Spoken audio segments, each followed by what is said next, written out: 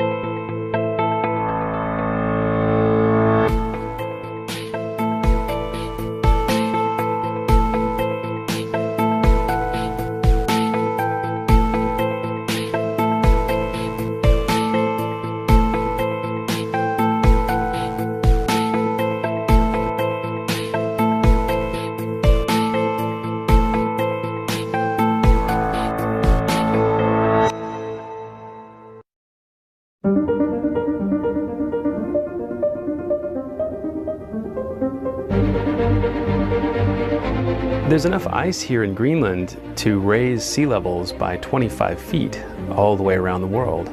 It's an incredible amount of ice, and it's melting and adding to sea level rise.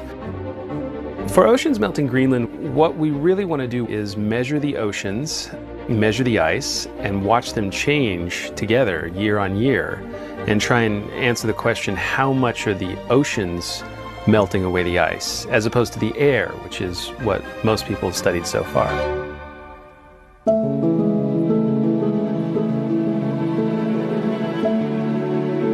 It's really a breathtaking landscape.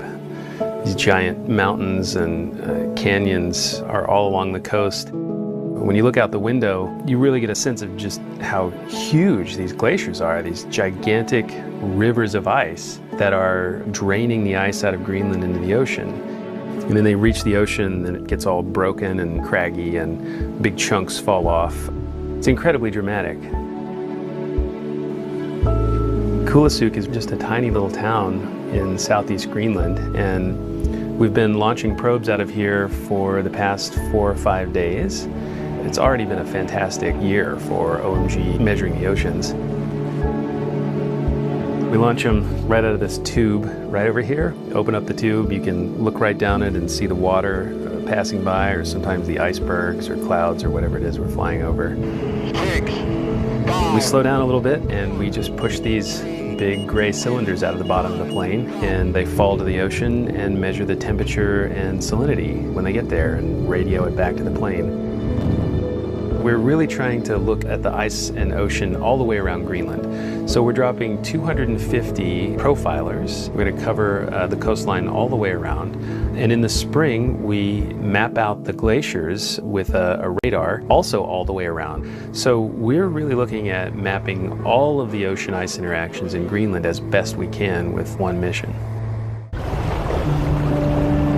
What we care about with OMG really is the breaking off at the edges.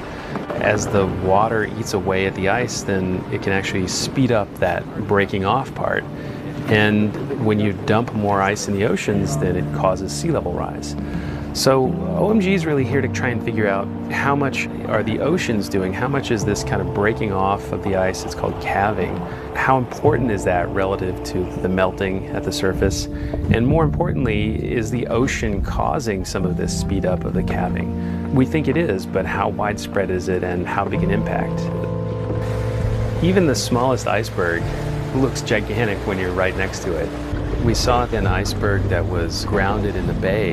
Remember, 90% of the iceberg is below sea level. So if there's about 10 meters or about 30 feet of ice above sea level, then 300 feet are below. It's a reminder that a lot of the stuff we're trying to measure is hidden below the surface of the ocean, hidden below the surface of the ice, and peering down into both of those is really at the core of what OMG is trying to do. Every time a ton of ice comes off of Greenland, sea level goes up a tiny little bit, and it's coming off Greenland at billions of tons per year. It's interesting to meet some of the Greenlandic folks who have been here their whole lives. They've all watched the glaciers literally vanish before their eyes. They didn't need satellites and airplanes and scientists to tell them that Greenland was melting. They look out and see the glacier used to be here and now it's way up there. Sea level rise is really a global problem. It's something we can't just ignore. 2/3 of the planet are covered by the oceans, and it's really the same ocean. I mean, if ice is lost here, sea level rises back home in Los Angeles, rises in Southeast Asia, in Australia, all across the planet. Being here and seeing the ice disappearing and literally watching it fall into the ocean is really profound, and I think it's something that I hope that we help people understand with OMG, that we all live on the same planet and it's changing and we need to know how.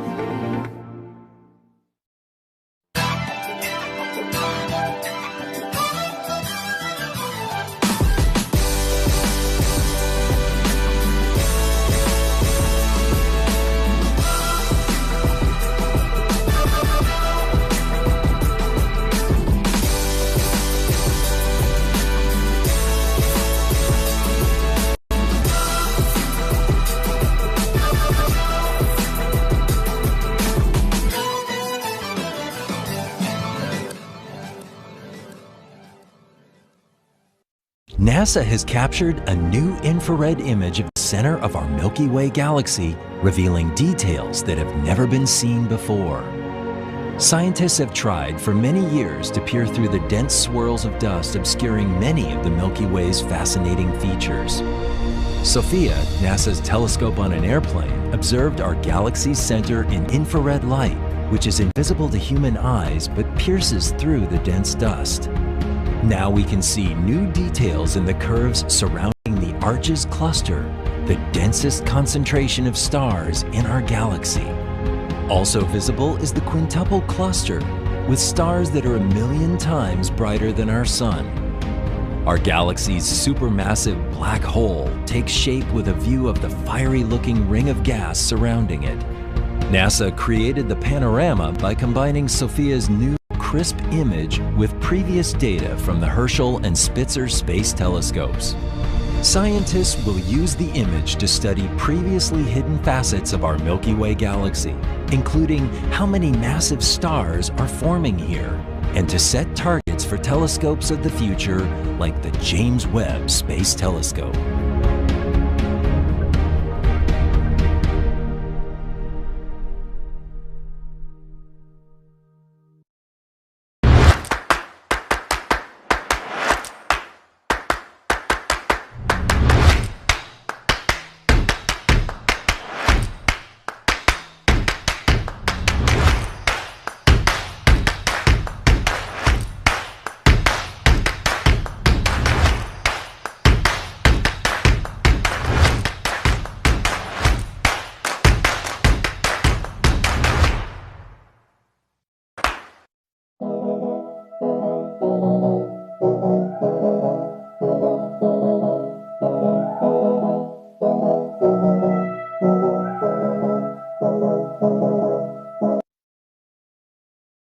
Did you know that if you were born after 2000, during your entire life there has been someone living in space?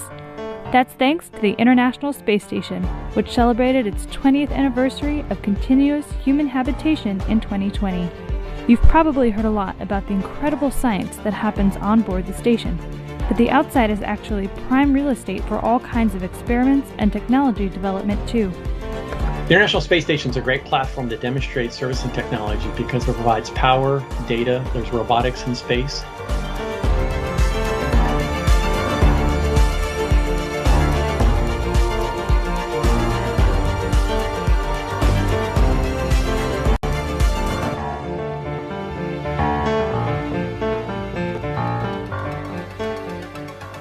With Tech on Deck, we'll be talking about some key experiments that have taken place outside in the harsh environment of space, which will help us advance human exploration. Nexus is NASA's Exploration and In-Space Services Project Division at the Goddard Space Flight Center. The goal of the division is to usher in a new era of more sustainable, affordable, and resilient spaceflight, both near the Earth, around the Moon, and deep into the solar system. Many members of the Nexus team started off with the Hubble telescope servicing missions. We've taken that technology, applied that to robotic servicing. From robotic refueling missions that will help spacecraft live longer and journey farther to autonomous navigation systems, NASA's Exploration and In-Space Services Division has taken advantage of the wonderful opportunity station offers to test new technologies. As we look to exploring our solar system and beyond, and establishing a sustained human presence in space beyond low Earth orbit, many of these technologies will play a key role.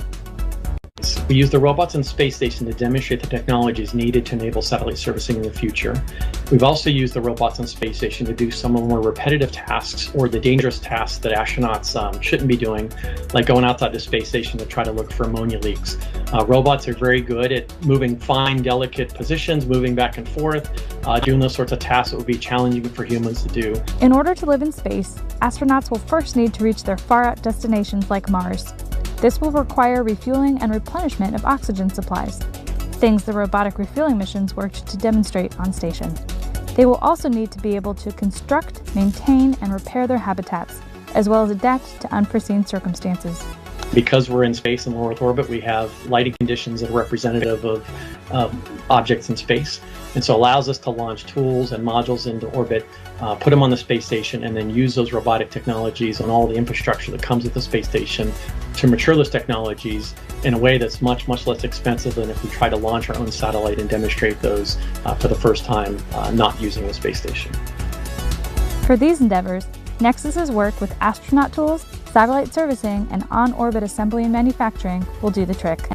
We develop the technologies that are needed to advance exploration in ways you can service satellites in the future, build satellites and build structures on orbit, refuel satellites on the way to other planets, repair those satellites much like we do on that side of space station. Both humans and robots are used to maintain habitats in space.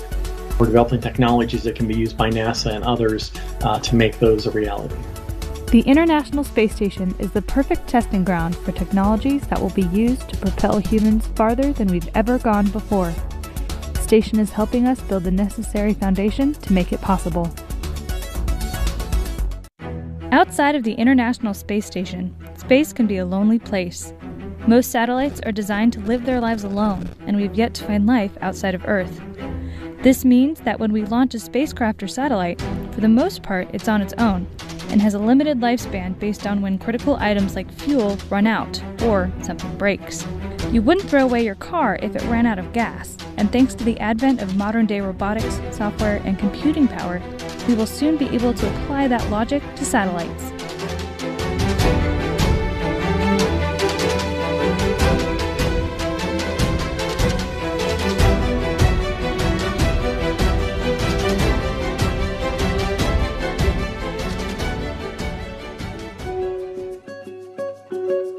We are on the cusp of breaking the one-and-done paradigm that exists for most satellites.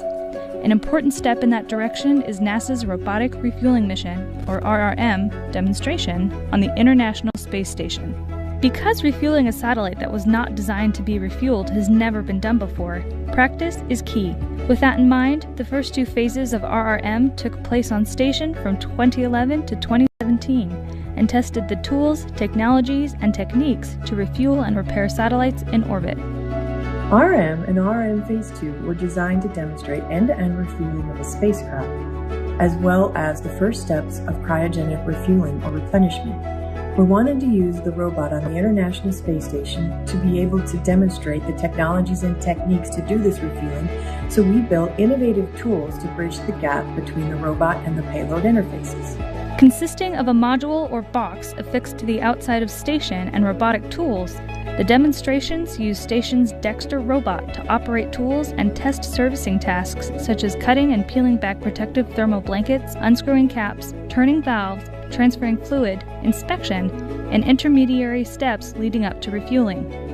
Once we were all done, we were able to transfer fuel end-to-end through a spacecraft fill and drain valve that wasn't designed to be robotically refueled. The RRM demonstration helped test and prove technologies that will make refueling satellites not designed to be refueled possible, something that will be further demonstrated by NASA's On-Orbit Servicing, Assembly, and Manufacturing 1 mission. But it also helped to lay the groundwork for designing future satellites in a way to make them more easily serviceable. These missions were important because we needed to demonstrate in orbit that this technology was ready. There were a lot of people that felt that at the time of RRM that the technology was so far in the future that they didn't feel what we were talking about was possible. So we needed to demonstrate in orbit this technology so that we could start changing the paradigm and incorporate these technologies into the future spacecraft designs and missions. RRM Phase 1 and 2 were all about preparing an interface for refueling, which in many ways is half the battle. To robotically refuel a satellite, you need to perform a series of highly dexterous tasks to even access the valve. The next step is to actually perform refueling tasks, which is what the next phase, RRM3, has been demonstrating on station over a series of operations since 2018. RRM is a critical piece of the sustainable spaceflight puzzle that helps us with the ability to robotically refuel, repair, and maintain satellites in both near and distant orbits, well beyond the reach of where humans can go today.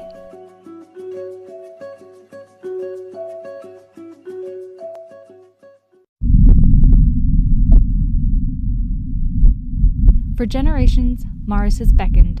Now, the red planet is within our reach. But how do we get there? The key is in the details, and in the technology. First and foremost, you need fuel.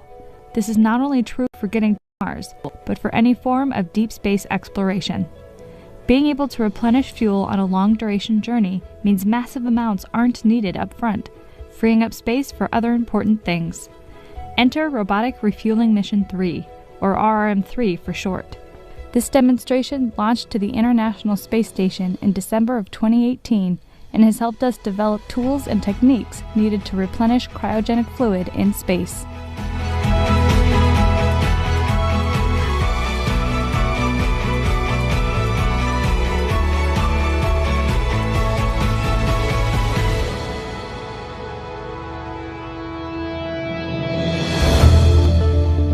Transferring cryogenic fluids has never been done before in space. These super cold fluids can be used as propellants, coolants, or for life support systems. Being able to replenish these fluids that run out, otherwise known as consumables, is an important part of the sustainable exploration roadmap. not just for Mars, but for NASA's Artemis program, which will land the first woman and the next man on the moon. Since refueling cryogenic fluids in space has never been done before, RM3 tested the technologies and techniques needed to make that possible. First, we sent the RM3 payload and its 3 main tools to space station, where astronauts assembled the parts. When I was living aboard the International Space Station in the spring of 2019, I was fortunate enough to take part in the very small part in the robotic refueling mission 3. And my job was to unload the components of the actual RM3 from one of our visiting vehicles, and we take it into our Japanese experimental module, the GEM, where we have an airlock. And right inside of the airlock, we unpacked all of the boxes, much like you would a piece of furniture that you had to assemble yourself at home. So unpacked all of the pieces, we did a checkout. We worked with the ground, we got everything assembled, and then we placed it into the Japanese airlock. And from there, we were able to put it outside of the International Space Station. So my involvement in RRM3 was the physical final assembly of the actual components. RM3 was delivered to the space station by a SpaceX Dragon on the company's 16th Commercial Resupply Services mission and installed on the outside of station by the Canadian robot Dexter. Dexter then picked up the tools from the JEM airlock and installed them onto the RM3 payload. The ground operations team was now ready to begin operating the 3 tools to test how they would work in space. For the first set of operations, conducted in August 2019, Dexter used one of the RM3 tools to prepare the RM3 module's interface for transferring cryogenic fuel. The second set of operations was then conducted in October 2020. For these, Dexter used one of the remaining 2 tools to insert an 11-foot-long hose in an open port and the other snake-like camera inspection tool simultaneously to verify the hose's position in the inside of RM3's tubing. This marked the first time that Dexter had tools in both arms working the same tasks simultaneously. The RM3 demonstration added experience and information to NASA's knowledge base on the storage and transferring cryogenic fluids in space. It is currently still on station, where it will conduct one final set of operations in mid-2022. For getting to the Moon, Mars, and beyond, cryogenic fluids will be used as propellants and to maintain life support systems for astronauts. The Mars atmosphere is made up of carbon dioxide, which could be converted to liquid oxygen, a type of cryogenic fluid that could be used both as propellant and for breathing. Astronauts may be able to fuel rockets or replenish their oxygen supplies using compounds found in the Martian atmosphere. A tool on the Mars Perseverance rover called Mars Oxygen In Situ Resource Utilization Experiment, or MOXIE, is set to demonstrate the first ever conversion of Martian carbon dioxide to oxygen, which is another important piece of the puzzle. In order to make a sustained human presence in space a reality, humans and robots will have to work together using technologies like those developed by RM3 and MOXIE. A lot of people ask about, whose job is exploring outer space? Is it robots or is it humans? And I believe that it requires teamwork between robots and humans, and that our exploration is not complete or even possible without both. So robots can go farther, they're less expensive, and they can go for longer periods of time. They don't require as much maintenance. You don't have to feed and care for a robot, much like you do if you send me back to space. So like the Mars rovers, the Galileo that explored Jupiter and its moons, the Hubble and the soon-to-be James Webb Space Telescope, they are doing missions in locations that humans, to this point, don't have the capability to go. There's also something very important about humans wanting to know what it's like to be there. It's not enough for humans to take a picture of Mount Everest or Antarctica and say, oh, okay, that's what it looks like.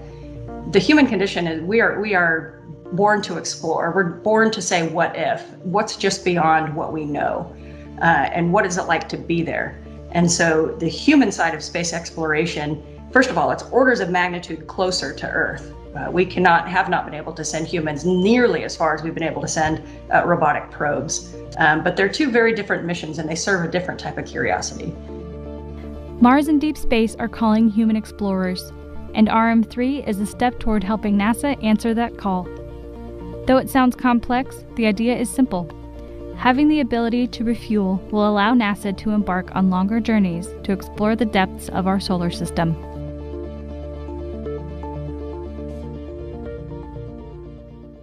Did you know there's a three-eyed raven currently perched on the International Space Station? Not an actual bird, but rather a technology payload that is helping NASA develop a relative navigation system, or autopilot, for spacecraft.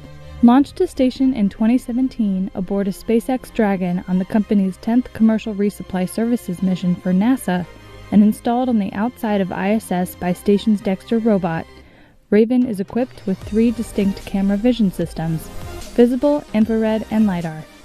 Combined with NASA-developed software algorithms, this rotating module of technology keeps a weather eye on arriving spacecraft.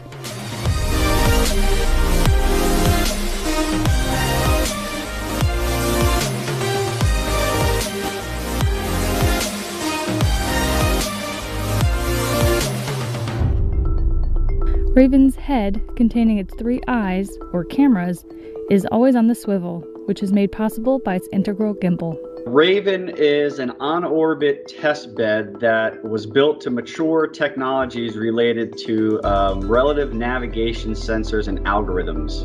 Raven was launched to the International Space Station aboard a SpaceX Dragon capsule in February 2017. And it's been operational on the space station since that time. So using 3 different sensors on Raven that are on a movable gimbal platform, Raven can track the incoming visiting vehicle to station all the way from very far away, all the way up to where they dock with the space station.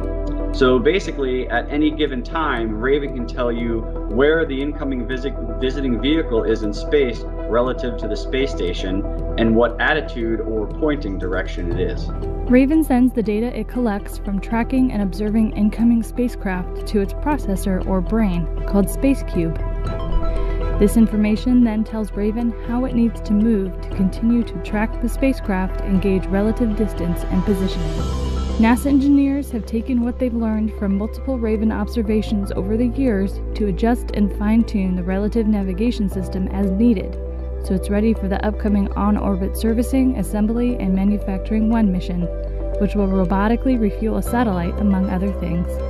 Raven is a sensor system that can image an object, process those images on board in real time with advanced algorithms, and calculate the pose of the object relative to itself. These factors come together to create something like spacecraft autopilot.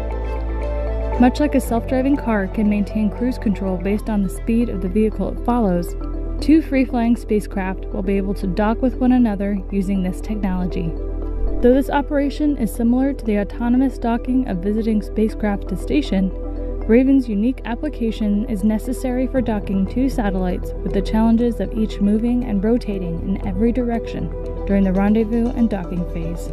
Using that information to then guide the first spacecraft to autonomously rendezvous with and dock with the second spacecraft. So that means finding it in space, aligning with it appropriately, and then bringing the 2 vehicles together without smashing them into and destroying each of them, all without human intervention. This capability is the kind of thing you need for docking with spacecraft that were not originally designed to be docked with and serviced, which happens to be a vast majority of them. That's why Raven's time on station is critical for the future of on-orbit servicing, assembly, and manufacturing, or OSAM. The OSAM-1 mission will use Raven's relative navigation capability to autonomously, meaning no humans involved, rendezvous and dock with the satellite, and then telerobotically refuel it. This will be the first time in history a spacecraft not originally designed to be serviced will be refueled as a means to extend its operational life. Raven is also important for future exploration missions.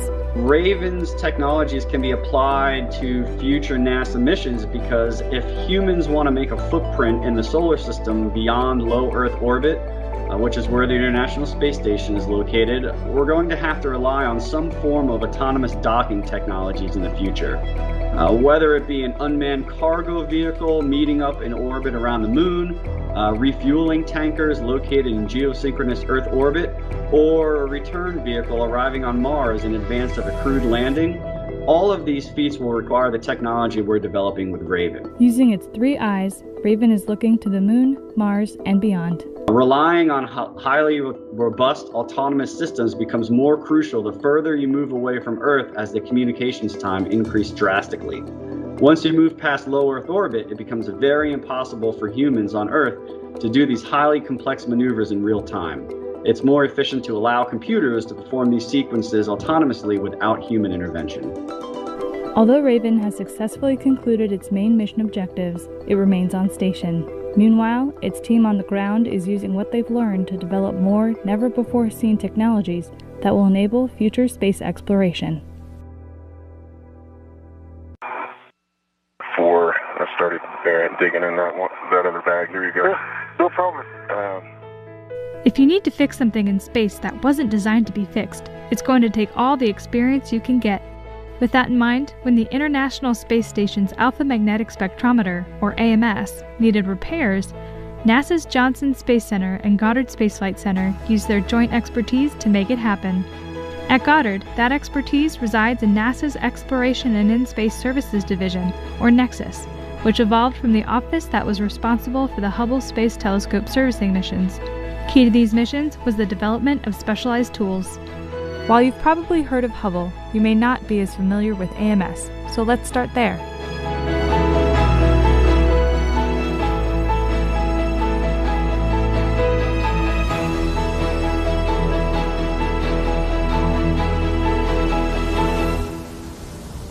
Designed for a 3-year mission of sifting through cosmic ray particles, AMS has been looking for signs of dark matter from its position on station since 2011. Hundreds of researchers have used the data collected to investigate the source of the mysterious substance to help us better understand the origins of the universe. To continue this important data collection, AMS needed an upgrade due to general wear and tear from the harsh environment of space, specifically a new cooling system. A repair could extend its life beyond what was originally planned. Sounds easy enough, right? In fact, due to the instrument's complexity and the fact that it was not designed to be repaired, even gaining access to the system to replace it was difficult. AMS's design did not incorporate the kinds of interfaces that make spacewalks easier, or have the ability to be serviced with traditional multi-purpose tools. And so, over the course of 4 years, NASA got to work designing and developing some of the most complex spacewalks since the Hubble servicing missions in the 90s and early 2000s to fix AMS. The AMS tools themselves were unique. They were built specifically for this task, a task that was never intended to be performed on a spacewalk. And so that required a lot of thinking about how we were going to get inside so that we could access the tubes that we needed to cut into and then install the new thermal control system, but also how to put handling aids on it so that we had a place to attach our tethers, to attach our foot restraints, to have handholds, have a place to attach equipment that we needed out there. NASA developed 20 specialized tools to make the job possible, and on November 15, 2019, astronauts Andrew Morgan and Luca Parmitano got to work. On this first spacewalk, astronauts needed to get access. By design, 5 of the tools could be seen floating off into space, attached to the debris shield that was removed to give the astronauts access to the heart of AMS. The debris shield handling aid was one of the first tools that Luca installed on the EVA, and this gave us a handhold to install on the debris shield to work from, but also a handle for me to hold on to ultimately when we jettisoned it overboard to the aft side of the ISS, which was a lot of fun to do. The astronauts continued with 3 more spacewalks over the next 2 months, using all of the specially designed tools. One such tool was the tube cutting guide, which was a direct result of multiple practice sessions at Johnson Space Center facilities like the Neutral Buoyancy Lab. While practicing, astronauts communicated the need for a way to identify and verify the correct tubes to cut, since they all look the same to the astronauts' eyes within the spacesuit. After we had removed the debris shield and the VSB cover, now we have the tubes exposed, and we actually had to cut into those tubes in order to pull out the correct ones to connect with the new thermal control system, the new pump. In order to do that, we had to be very sure of the tubes that we were cutting. These ingenious tube cutting guides installed over the top of the tubes and made sure that we knew and we were communicating correctly with the ground team to make sure that we were cutting the correct tube at the right time. In January 2020, Luca Parmitano and Drew Morgan completed the fourth and final spacewalk to repair AMS. Because of their work and the ingenuity of tool designers and engineers, the instrument is now back in commission and able to continue to collect data about the origins of our universe for years to come. People from Goddard and JC spend a lot of time developing these tools with their knowledge and the support of astronauts like Chris Cassidy. And we are very thankful that we were privileged to use those tools and to put them to very successful use. Thank you very much. Well, pilot call signs are kind of the nickname that you end up getting with your squadron or the group of flyers that you fly with. You can have a lot of different ranks flying together. Instead of having to call someone Sir or Lieutenant Colonel so-and-so, they can call them their call sign. How you can get a call sign is one of two ways. It can either be a natural fit to your last name or your first name or combination thereof, or the other way you can get a call sign is by doing something really dumb.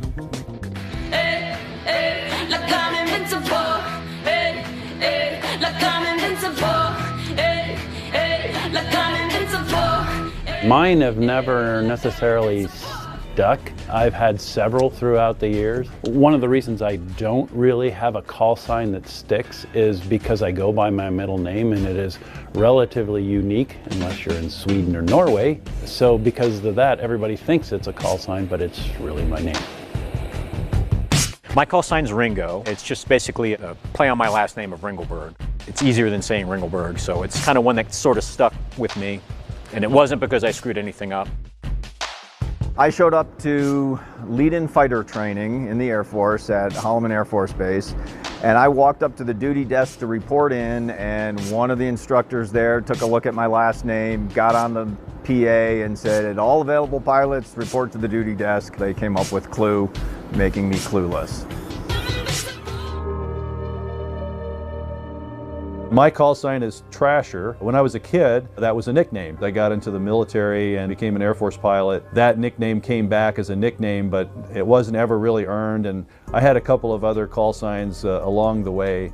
But one particular incident, I was flying B-1 bombers up in South Dakota. Now, a B-1 bomber has 4 great big engines that put out a lot of thrust. It's not something you want to stand behind. And as we were taxiing out for a flight one day, I had a problem with the aircraft and had to stop. And while I had stopped, the young airman who had been marshaling me out of my parking spot thought he was finished, and so he began to walk off. He errantly walked behind the airplane, which was okay at the time as I was stopped with the power and idle, but as I got my problem fixed and started to roll forward again, I pushed up the power, literally picked him up off his feet and blew him down the concrete ramp about 100 yards. Fortunately, he was okay and just had some road rash and cuts and bruises and tore up his uniform, so I had to buy him a case of beer and a new uniform, and after that my call sign was cemented in as Trasher and remains that to this day.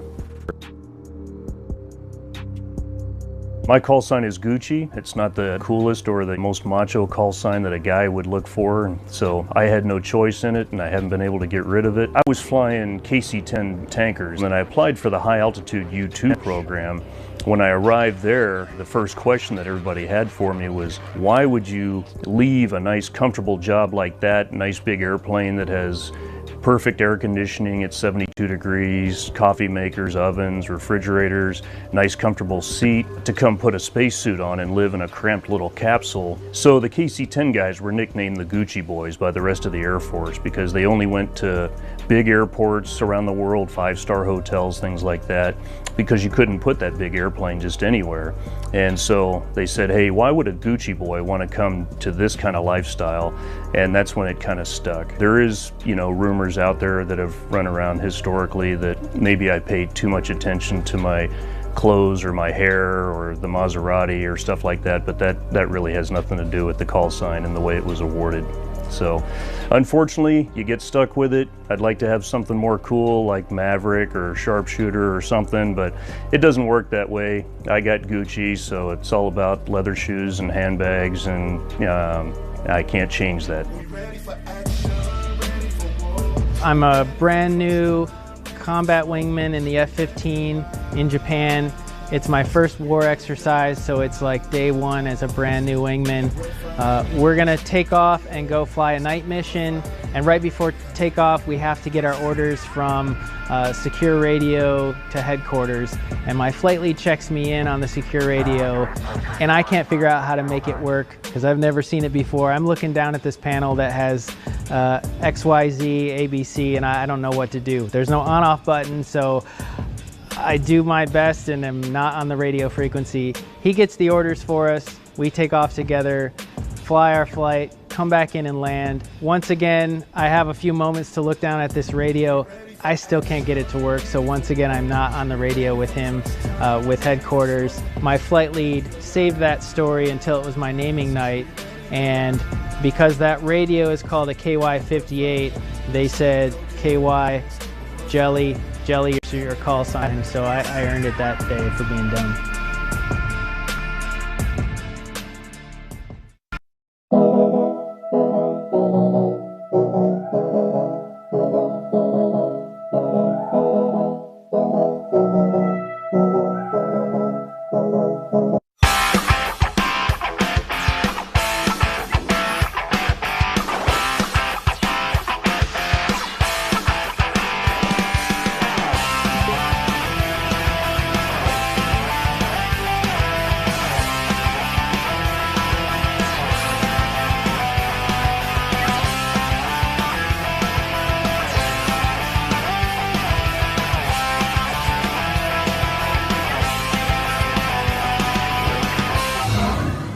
Welcome to NASA Edge. An inside and outside look at all things NASA. On today's show, we're going to be talking about nanotechnology, which is technology that's really small, or as I like to say, coho-sized technology.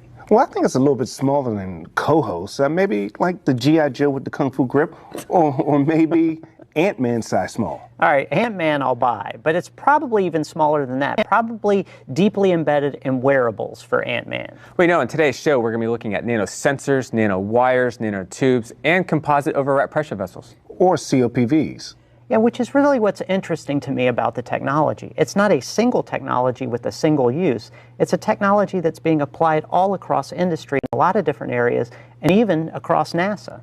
And speaking of COPVs, we're going to have Mia Siochio on the show today, and she's going to talk to us about how NASA is using nanotechnology in some upcoming tests. But first up, I had a chance to talk with Steve Gaddis, who's going to give us a broad picture of nanotechnology.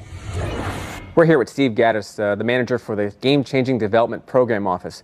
Steve, how you doing? Doing good. So Steve, we have this whole technology campaign where the theme is technology drives exploration. Absolutely, and I believe it. What's that mean, technology drives exploration?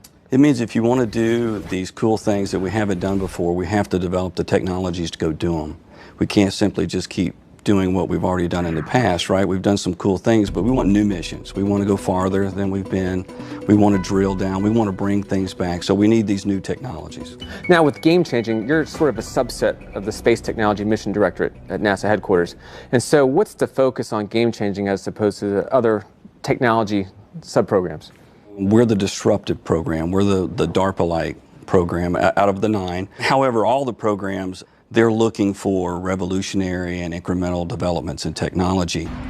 But our associate administrator really wants us to take some risk. He expects a certain amount of failure in the activities that we're pursuing, the high payoff, high risk type activities.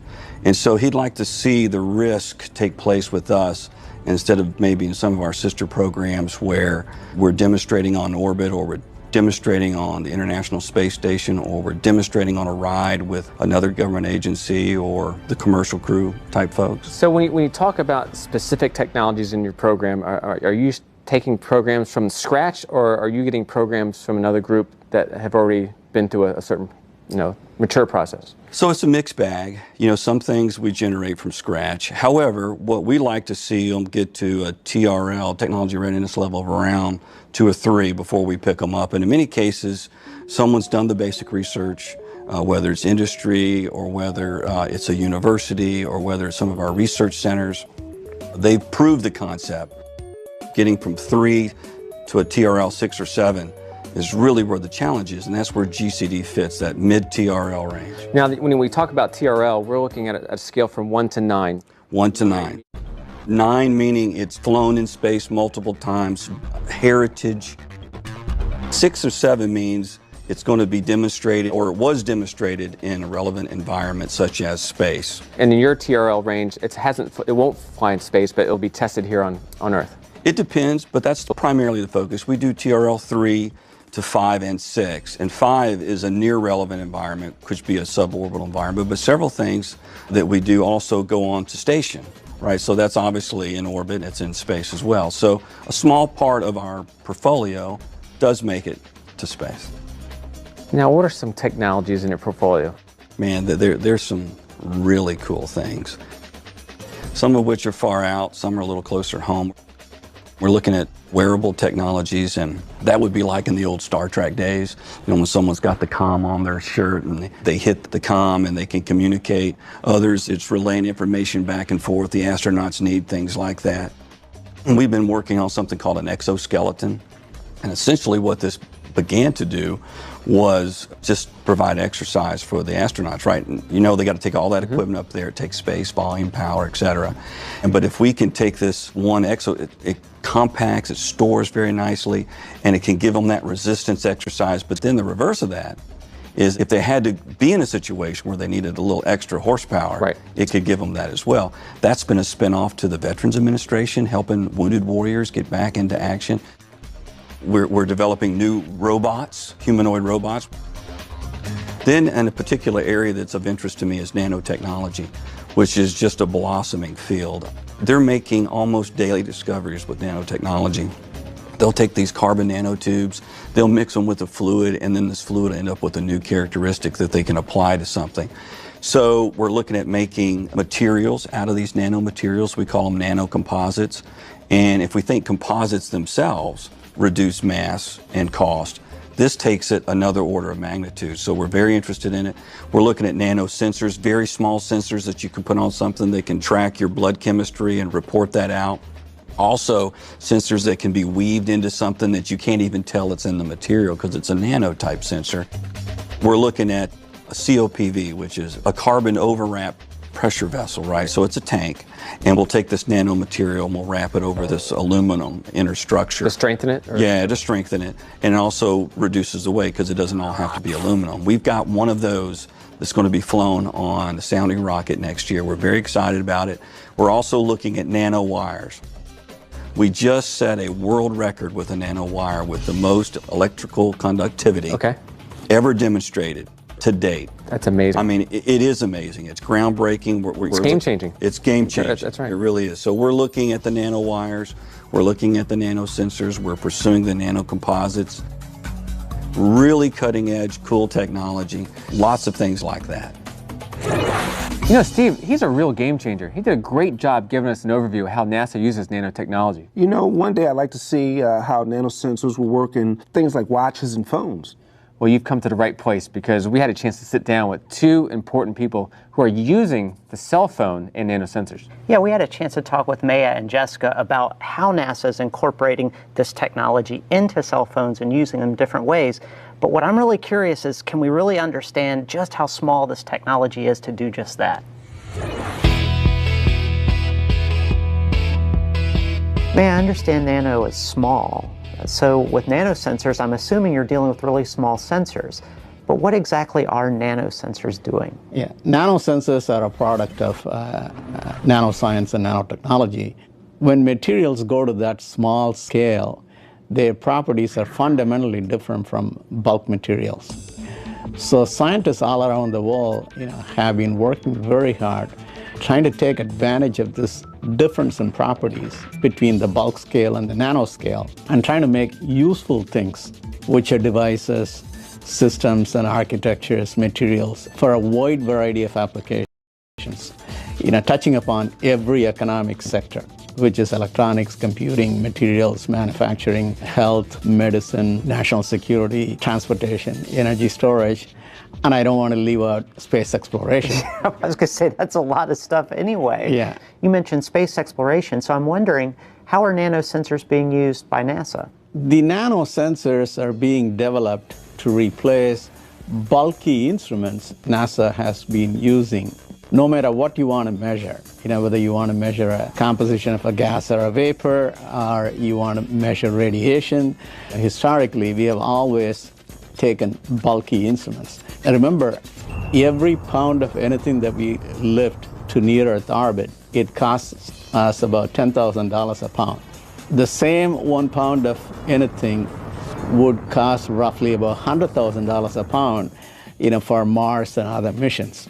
Okay, so we have an incentive actually to miniaturize the size of the payload. So that's why we want to move from bulky instruments to sensors. That's one reason. The second reason is no matter where we go, okay, we don't have utility companies sitting there waiting for us. Okay, we have to generate our own power, and we have to be very wise how we use that power. So the sensors, not only they're small in size, but they also consume very low power. So that's why over the last decade or so, we've been working on developing nano-based chemical sensors, biosensors, and radiation sensors. Now, when you're looking at these biosensors, and we're looking primarily for crew health, crew safety, what would they be used for? What are the applications? Yeah, we've developed them for crew health and diagnostic purposes. That's our most recent project that we worked with the Game Changing Technology Office on. And so for that project, we developed this sensor to look at a variety of different protein biomarkers for cardiac health. And so when you're in microgravity, there's a lot of strain that's placed on the heart. So to monitor the health of the heart for our astronaut crew is critical. So that is the most recent technology that we developed for them. We've also worked on this sensor looking at microbial contaminants in the water supply. So this is an environmental kind of application for NASA to make sure that the water that the astronauts are drinking is actually safe to drink. Now, when you're looking at the astronaut's heart, is it a sensor that you place on their body, or is it something they ingest, or what? How's it? This is an external sensor that will take 1 drop of blood and be able to screen for a number of different proteins. And depending on the levels of proteins and which proteins are present, we can make an informed diagnosis of the health of the crew member's heart. Do these sensors have a long shelf life, or is it something that lasts for a short period of time because of the complexity of the sensor? It depends a little bit on how we fabricate them and how we package them. The sensor itself, without any kind of surface modifications done to it, has a very long shelf life. I have sensors in my lab that are probably 10 years old that I can still pick up and use today. What limits the shelf life of these types of sensors is we often introduce some sort of biological probe molecule on that surface. So depending on what that probe is, that's going to dictate the storage needs as well as the shelf life of the device. We've been placing a lot of emphasis on making probes that are very robust so that we can increase that shelf life for our missions, so that we're not looking to replace these sensors every 6 months, that we can actually keep them for years at a time and continually reuse them. And one of the coolest things that you were showing us this past week was the fact that you have a cell phone technology adapted to these nanosensors. So you have an application that you developed on the phone that can actually be used in concert with the nanosensor. So this was designed actually for the chemical sensor project. And this phone has a plug-in port on one side that contains the sensor chip, has a fan that will direct airflow from the environment over the sensor surface. And then just using the electronics that are part of the phone, we have a nice little instrument that will actually read what kind of chemical environment the sensor is exposed to. Now, would you have multiple nanosensors within that adapter for the phone, or is it just one nanosensor? So we have one chip, but these chips can be made with a number of different sensors. They can have hundreds of sensors. They could even have thousands of sensors on one chip, all working together to tell the user of the phone what the environment is. Guys, that was some great information on nanosensors. I can definitely see how that is a game changer, because once it's commercially available, it will definitely change our lives. I tell you what, we could have spent a whole show on nanosensors. That's how cool the technology is.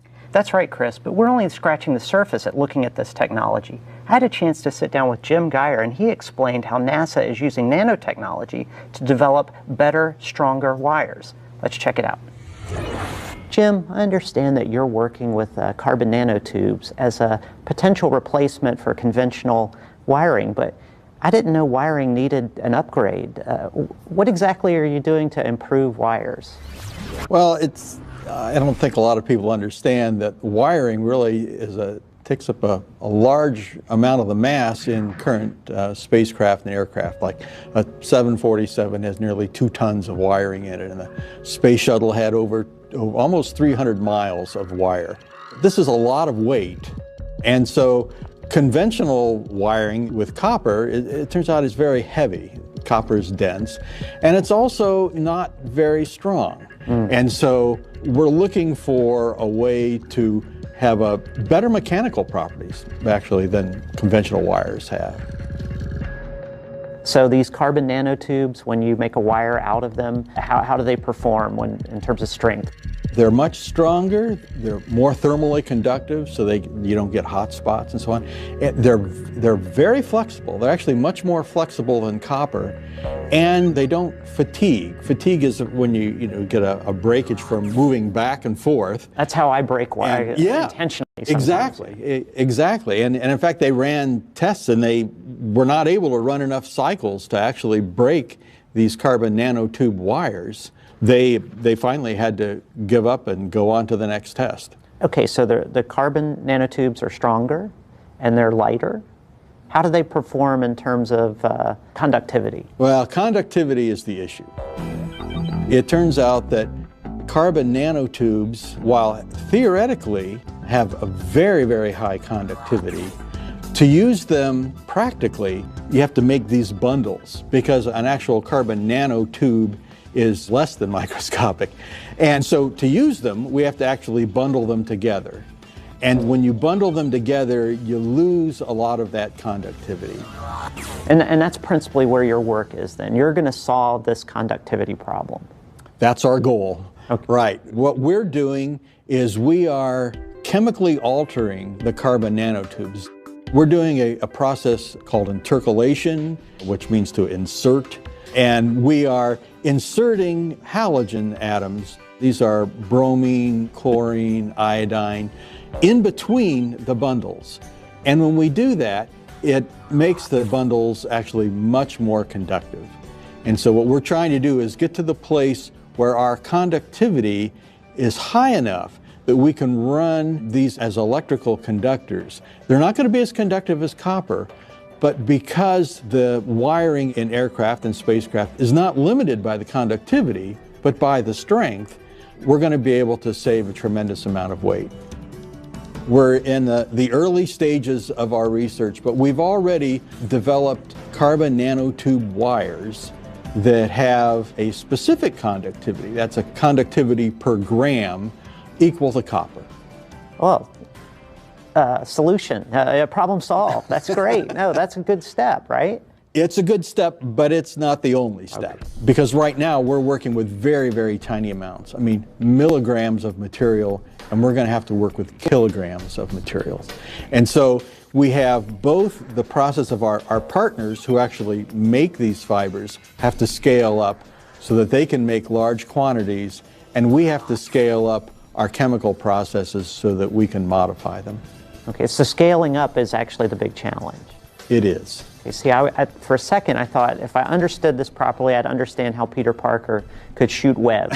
Okay, but apparently with the scale-up issue, not even he could handle it at that. I'm afraid not. All right, well, appreciate it. I wish you the best of luck, and I hope soon to see copper wire. Well, I don't want to see them go away, but at least in terms of these aircraft and spacecraft, saving that weight and giving us all the conductivity we need. I hope so.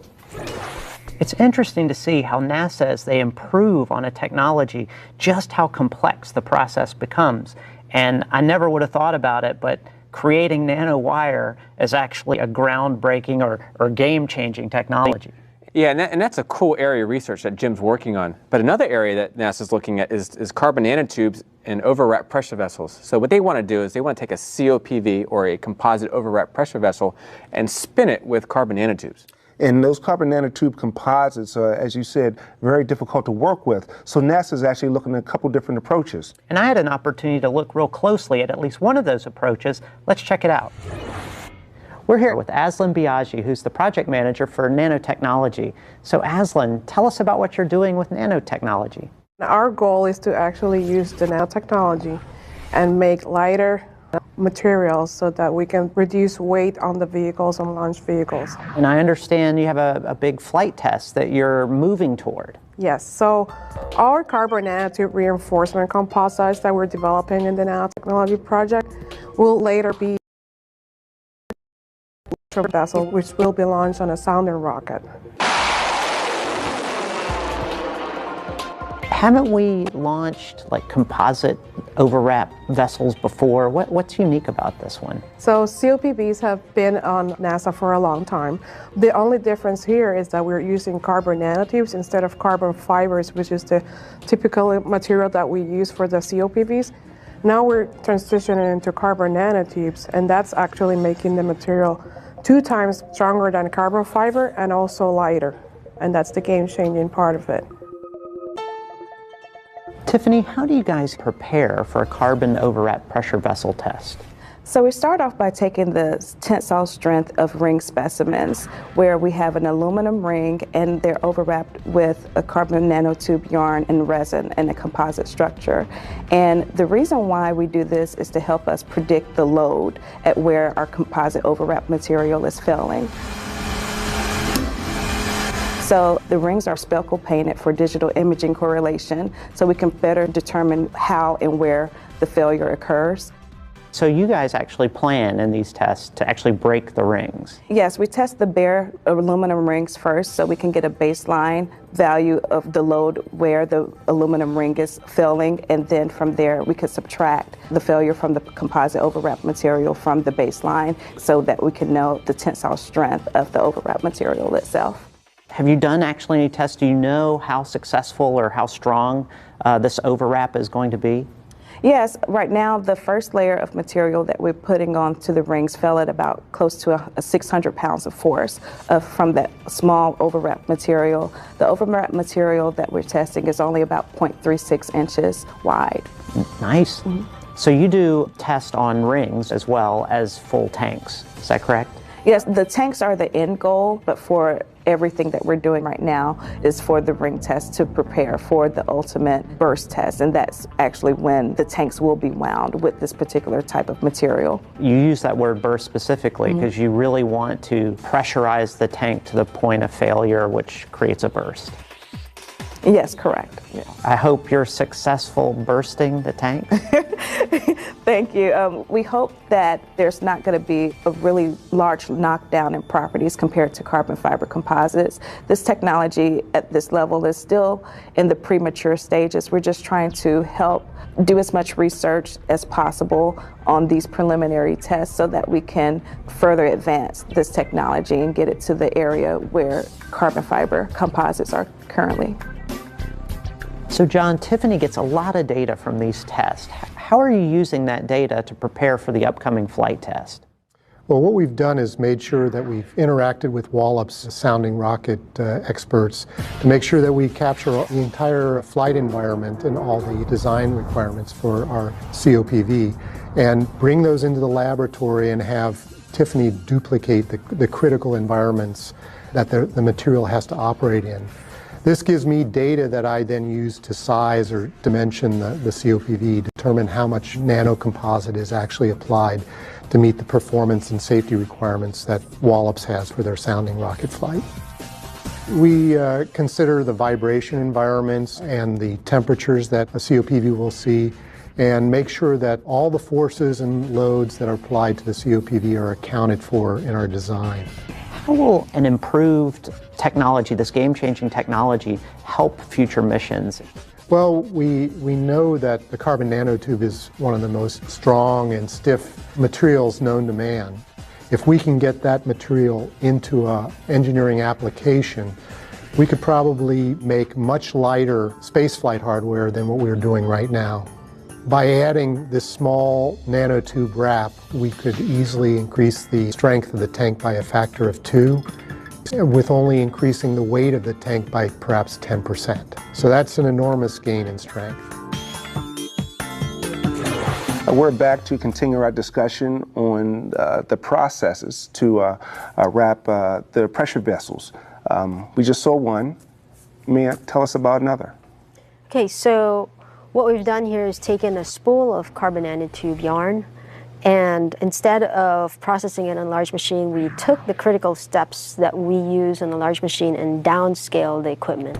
And so what that allowed us to do is take a small amount of material, get the resin infiltrated in it, and wind either a cylinder or a bottle directly from the yarn. So essentially what you're doing is you're sort of miniaturizing that process. Correct. So in order for us to optimize the process using the least amount of material and also getting the process done quickly, normally when we do this type of operation, we use a machine that takes up an entire room. Okay, so we've now downsized that process into a tabletop piece of equipment. Well, what are the benefits of miniaturizing the entire process? So several benefits come out of that. One is we basically are tailoring the process that we're developing to the amount of material that's available. We can very quickly rapid prototype in a sense. We can try several different conditions very quickly, changing that using the least amount of material. And also it allows us to modify the machine very quickly to adapt to what we learn as we are winding this material. When you miniaturize it, are you skipping steps? Because when you look at your device, you don't have many moving parts compared to the commercial That's correct. size. And so what have you done to get the same benefits? Okay, so here are the critical steps, right? You take the yarn, which is dry, and then we need to send it through a bath so that the resin will be absorbed onto the yarn. And then after the resin is absorbed, really what we want to use that infused yarn with is to wind it around the bottle, okay? So in a very short distance, we're able to achieve that. It's in about a couple of feet, right? We're able to see that process right away. Now that you have the process that has been miniaturized, what is the next step? So in order to get our article certified for flight, it needs to be made on a commercial scale. And so those steps that we have defined and optimized are now going to be transferred to a space flight center, which is used to building these types of flight articles.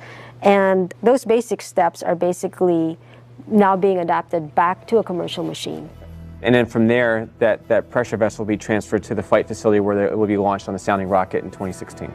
Correct. We're going to be launching from Wallops, yes. Now, nanotechnology began several years ago. Well, it's been around for a while, but from where you started with it, yes. How has it evolved over the years? When we started working with carbon nanotubes, they were still available in powder form. And because on the nanoscale they had such tremendous properties, people thought we could just essentially sprinkle some on a polymer matrix and get the benefit of these materials. We studied it for several years and realized that is not a method that we can get the type of properties that we're looking for, because we're competing with state-of-the-art structural materials, which are carbon fiber composites. So around 5 years ago, we actually switched approach and worked with a vendor so that we use predominantly continuous format of carbon nanotubes. Now, the challenge there is that in the bulk form, it does not have the kind of properties that were existing in the nanoscale. We had to basically optimize the process to take advantage of these processes and work in collaboration with the manufacturer to also optimize those properties from the starting material. So they had to modify their production process to accommodate this. And so there was interactive exchange of information so that we can both get better material properties. In a span of about 3 years, we've made significant advances that take us far from where we started, to the degree that I can say that just 2 years ago we did not have the kind of properties we have now. And where do you see the future, or how close are you into perfecting carbon nano composites? So that's kind of a big question. Perfection, yes, perfection is hard to achieve. So here's the thing. When you talk about perfection, we are comparing against a material that's been around for about 50 years, right? Although we've come a long way when we actually analyze the materials that we have now for carbon nanotubes, they're nowhere near optimal. The good news is, despite them not being optimal, they're already performing at par with some carbon fiber composites, right? There's a lot of upside to this material that we don't fully understand at this point. And so there's very large areas of research yet that we can explore to really tap the potential of this material. Now, earlier Steve Gaddis said that they are working for a high reward from high risk. What is the reward you're looking for from carbon nanotube composites? When we first started looking at carbon nanotubes, the reason we're looking at it is because there's high potential for this material to be a disruptive technology. And the reason is it is multiple times stronger and stiffer than carbon fiber. What we're trying to do now is we are looking to optimize it so that it is at least 2 or 3 times stronger yet than what is possible now. And the reason is there are some applications like access to space, especially if we're going to Mars, where significant reduction of mass is very important because what you launch is hundreds of times heavier than what your actual payload is. So we're trying to reduce the mass of the payload. If we can get 2 to 3 times stronger than state-of-the-art material, it makes a mission to Mars possible. And that's why we say this is a disruptive technology. And that is game-changing. Yes. You're watching NASA Edge. And inside NASA look at all the... We are going to the moon to stay. And this is how.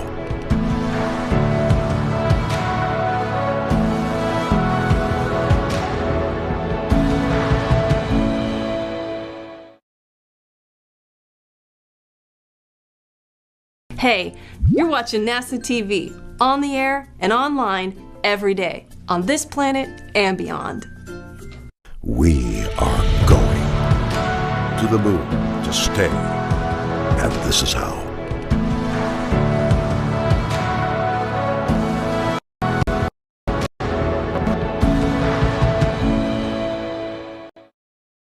NASA researchers spend weeks, even months at a time, in remote locations around the world, collecting critical data about Earth's environment. Many studies are done from the air, using NASA's fleet of research aircraft. One such mission is Operation Icebridge, a multi-year study of polar ice conducted by the NASA Airborne Science Program. Icebridge sends NASA's P3 flying laboratory to Greenland and Alaska in the spring to study changing ice conditions in the Arctic. A second aircraft, the NASA DC-8, flies from Punta Arenas in southern Chile in the fall to measure land and sea ice over Antarctica.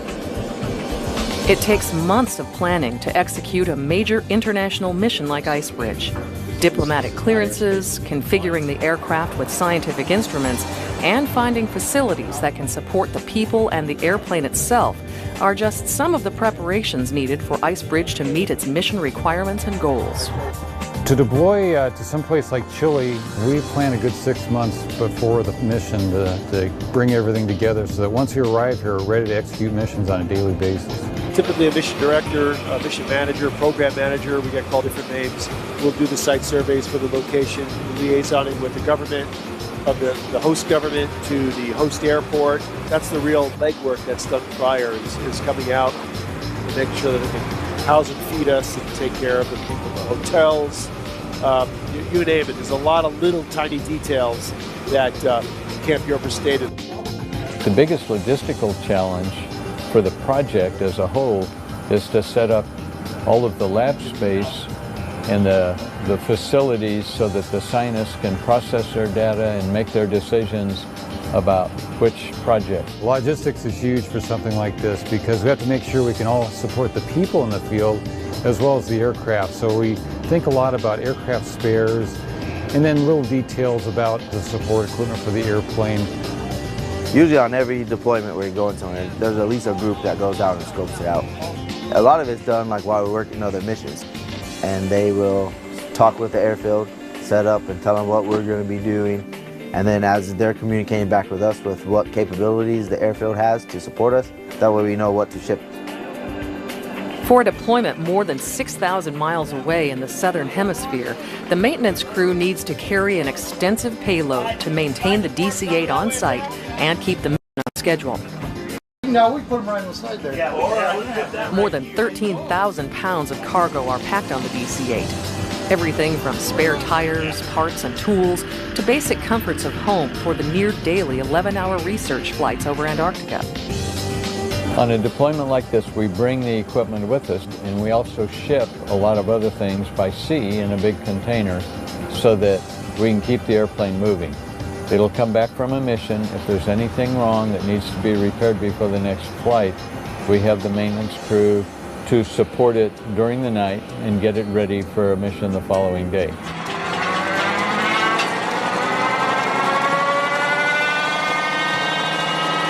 The DC-8 flight operations team works around the clock to support Operation Icebridge, providing ground support for takeoffs and landings, operating the plane on research flights, and making sure sensitive science instruments stay powered up and heated overnight.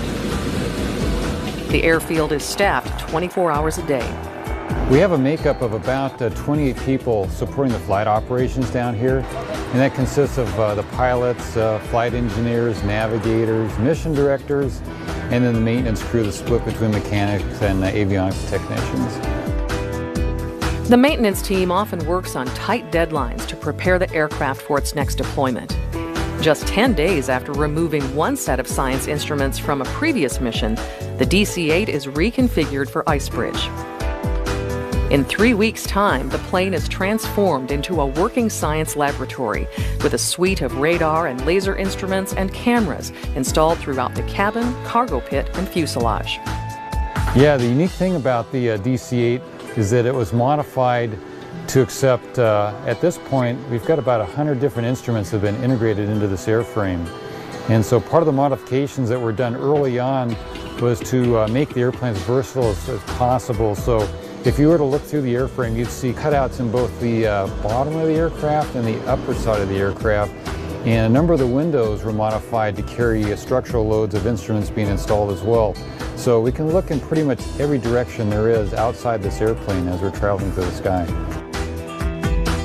Once the science instruments are installed, the flight operations team conducts a series of ground checks and instrument test flights over the California desert to make sure the DC-8 is mission ready. Looks like maybe it's level now. Right, looks like it's a wings level and rock course. So the reason why we picked these sites over the desert in California is because they have these dry lake beds there, and they are a very flat area that's ideally suited for our purpose. So we can put a GPS receiver on a car and kind of drive around on these flat lake beds, measure them, and then a few days later fly over the same area with the DC-8 and take a measurement from the air, compare the two measurements and use the data from the ground to calibrate and validate the airborne measurements. While the aircraft is prepared for the trip to Chile, the science and flight operations teams are required to undergo specialized safety training, regardless of if they've flown on the DC-8 in the past. Well, for the DC-8, everybody who flies has to go through basically a safety briefing. We go in a little bit more detail because we do more things on our airplanes than commercial airliners do. From our pilots, they go through survival training, water and land, and depending on where they're going, some of them have been through Arctic. All of our crew members, they all have to go to altitude chamber, water survival, land survival, and what we do here is we just build on that and then try and bring anybody else that hasn't had any formal training up to speed so they have at least a working knowledge of the kind of conditions that can happen if something was to go wrong with the aircraft. Safety equipment tailored for Icebridge is also packed on the DC-8. Overhead compartments, we've got 20-man life rafts. There's 4 of those on board the aircraft. We have 2 what we call global survival kits, which has different survival items inside of there. For this particular deployment, we also have anti-exposure suits, which if they were to go into the water, we have enough for everybody on board the aircraft for that. Once the aircraft and passengers are cleared to fly, it's time to pack up for the long transit flight from Armstrong Flight Research Center in California to the southern tip of Chile.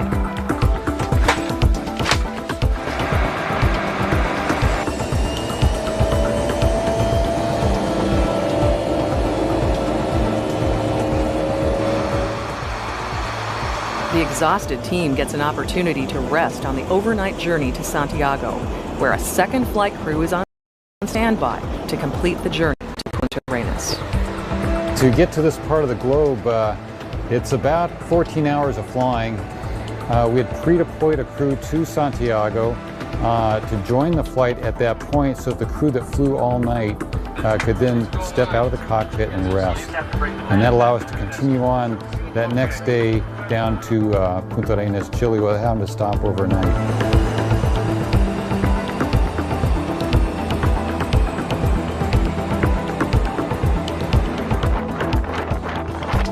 a cold and windy welcome at the Punta Arenas Airport, the mission base for Operation Icebridge.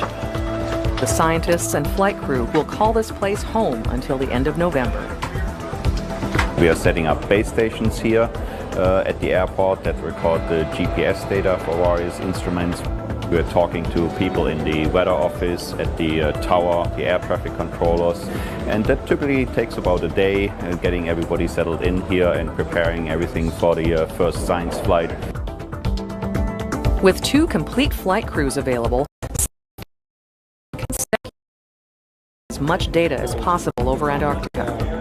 On a typical Punta Arenas deployment, we have about 300 flight hours, and if we fly as much as we can, which we typically do, we kind of travel a distance in Antarctica that's equivalent to 3 or 4 times around the equator. I think this is a glacier we're crossing. Flight tracks are carefully designed by the Icebridge science team months in advance. Survey lines need to be precise, not only to make repeat measurements in exact locations, but also to ensure the plane keeps a safe distance from specially protected areas and animal habitats. A sophisticated guidance system on the DC-8 helps the flight crew keep the plane on track and navigate around more than 1,700 known wildlife locations on the Antarctic continent. Some of the flights are hand-flown using moving map displays that have a flight track depicted on them. Others are guided by what's called the ATM instrument, where it actually puts out a signal that we feed into the aircraft navigation system, where it guides the airplane laterally. So the ATM stands for Airborne Topographic Mapper. We designed a supplemental system to the ATM. Some people call it the ATM Navigator. What it does is it couples into the aircraft's own autopilot and helps it to steer the aircraft as accurate as we need it to be. We can generally steer the airplane well within 100 feet and often within 20 feet of where we want it to be. And that means that if you imagine a line that represents our desired track, more than half the time that line will lie within the cabin of the aircraft. Antarctica's harsh and often unpredictable weather determines when and where the Icebridge team will fly each day. I've got rising terrain, 12 o'clock, 7 miles. Tally-ho. Tally-ho, and I'll start climbing here. Pilots need perfect visibility of the terrain for safety. We'll clear it. It does get steeper as we get closer to it, so we can pitch up a little bit. Several science instruments need a clear line of sight between the aircraft and the ground to collect proper measurements. Meteorology is obviously a very big deal with Icebridge. It essentially governs everything that we do on any given day. We have to fly down low and near the terrain in order for our instruments to work as they're optimally designed to work. So it means we need clear skies below the altitude at which we're operating in order to do this kind of work. We know from experience which parts of Antarctica are likely to have good weather and which parts are not. So we design the missions so that each of the missions has a maximum chance of success based on the likely weather scenarios. We come up with about twice as many mission plans as we can possibly fly in the field, and that's simply so that we have enough target areas to choose from that have good weather while we are here in the field. And then we prioritize these plans. We have to spend a very large amount of our time while we're in the field trying to sort of ascertain what the weather is going to do. It's a bit like reading tea leaves. It's a very inexact science. We depend entirely on what the meteorologists tell us through computer models. We talk a lot to the meteorologists here at the airport. They're terrific. They give us a lot of help. The Chilean hosts provide everything from weather expertise to daily flight lunches for the Icebridge team. Airport firefighters and emergency responders are also prepared to help in case anything goes wrong with the aircraft. So we don't use retread tires.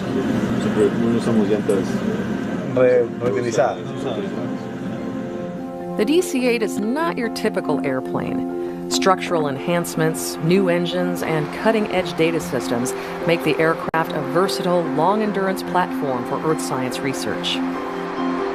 The DC-8 is uniquely capable for this kind of operation, mainly because of its long legs. It can fly for about 14 hours on full fuel load. We have to pretty much commute day to Antarctica and commute back. And then we need also the capability of collect several hours of data. Typically on every flight we collect several terabytes of data all together. So we have 8 different science instruments on the aircraft, and in total it's a very complex set of measurements that we take over ice sheets, and doing it all at the same time in the same location from one airplane. It's really a tremendous resource.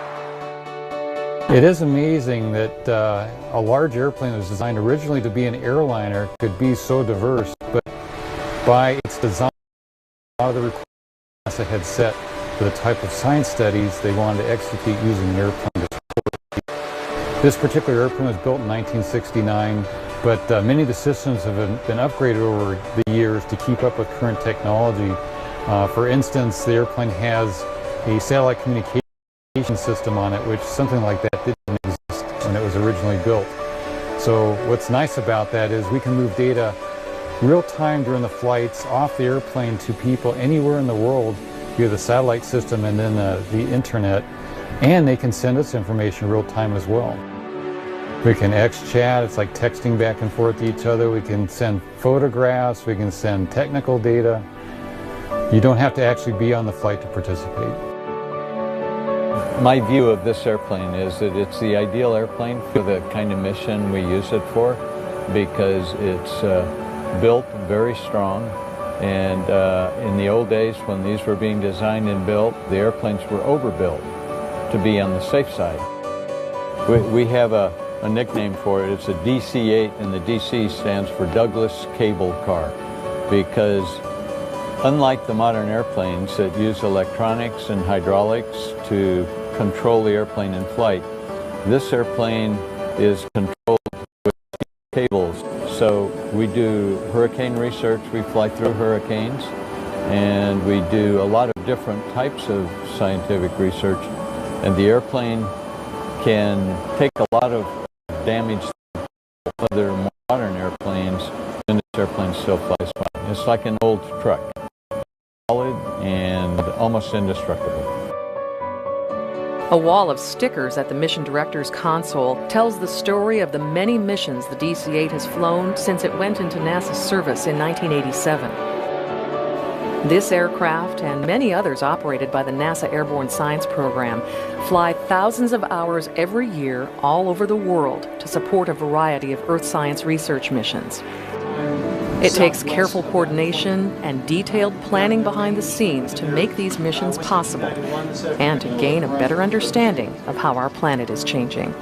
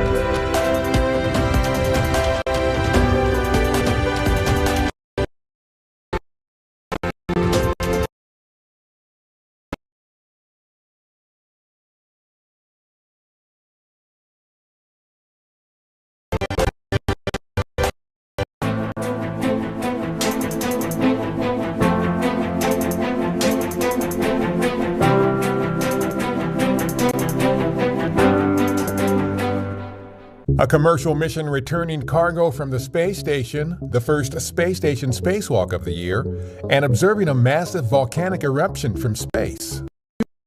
I'll tell you about this week at NASA. A SpaceX Dragon cargo resupply spacecraft is slated to return to Earth from the International Space Station loaded with more than 4,900 pounds of cargo, including supplies and an array of microgravity scientific experiments. The Dragon's return will cap off SpaceX's 24th commercial resupply services mission for NASA. On January 19th, 2 Russian cosmonauts ventured outside the International Space Station to conduct the station's first spacewalk of the year. During the outing, Anton Shkaplerov and Pyotr Dubrov of Roscosmos performed work to prepare the new pre-shell docking module for future Russian visiting spacecraft.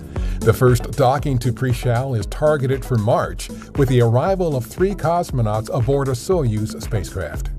Several Earth-observing satellites are helping scientists affiliated with NASA's disasters program collect and share data from the massive volcanic eruption that obliterated the small uninhabited South Pacific island known as Hunga-Tonga Hunga-Ha'apai. Damage assessments are ongoing, but preliminary reports indicate that populated communities in the island nation of Tonga have taken heavy damage from volcanic ash and a tsunami caused by the eruption. Engineers at our Space Center conducted the first RS-25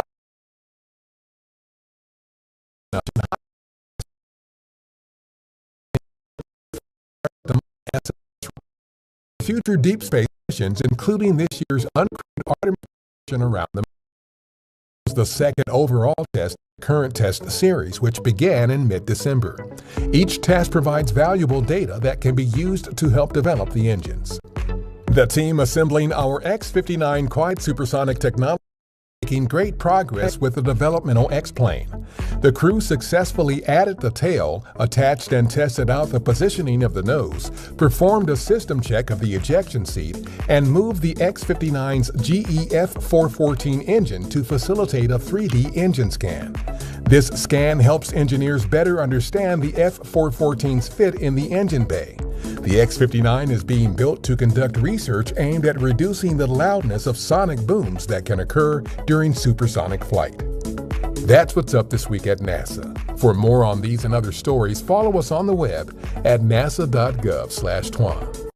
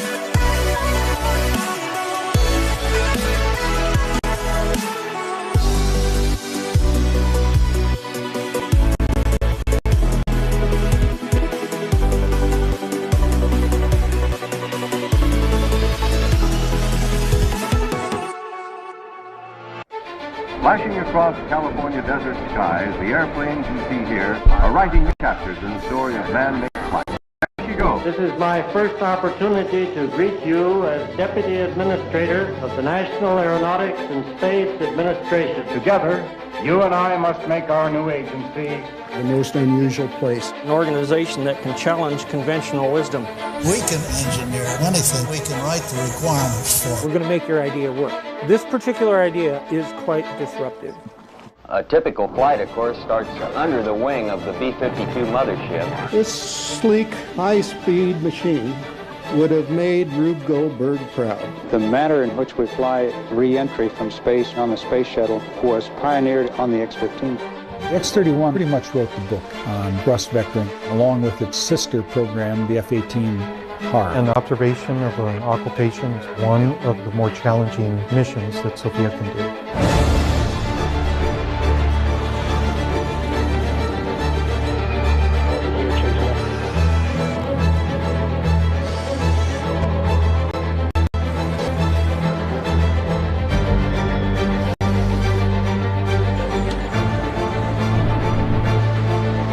Right now, we are looking at the dawn of a new era of aviation.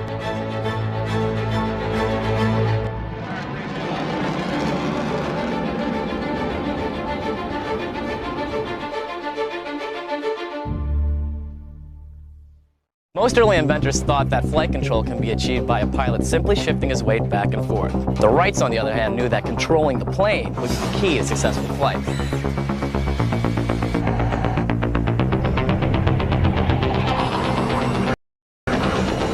Release brakes, throttle to afterburner. Watch exhaust temperature. Watch nozzle position. Check engine pressure ratio now. And all this time, steer down the runway, first nose wheel steer, then rudder. Lift nose wheel at just the proper speed to fly off in the least ground roll. Today, man copes with a highly complex environment with physical abilities no better than he has ever had. Greater demands on the air crew call for ever closer relationships between man and machine.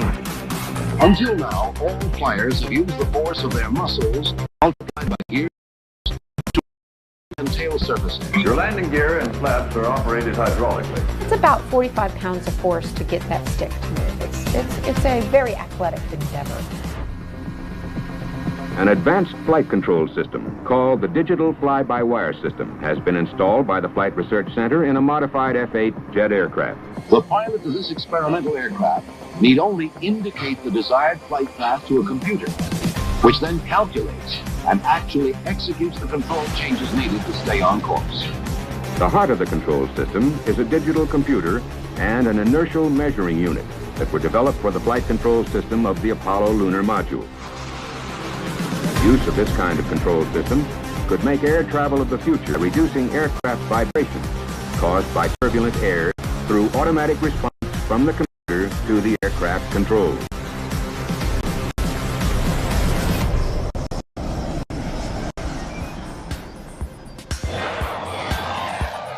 We used an F-111 for integrated engine control.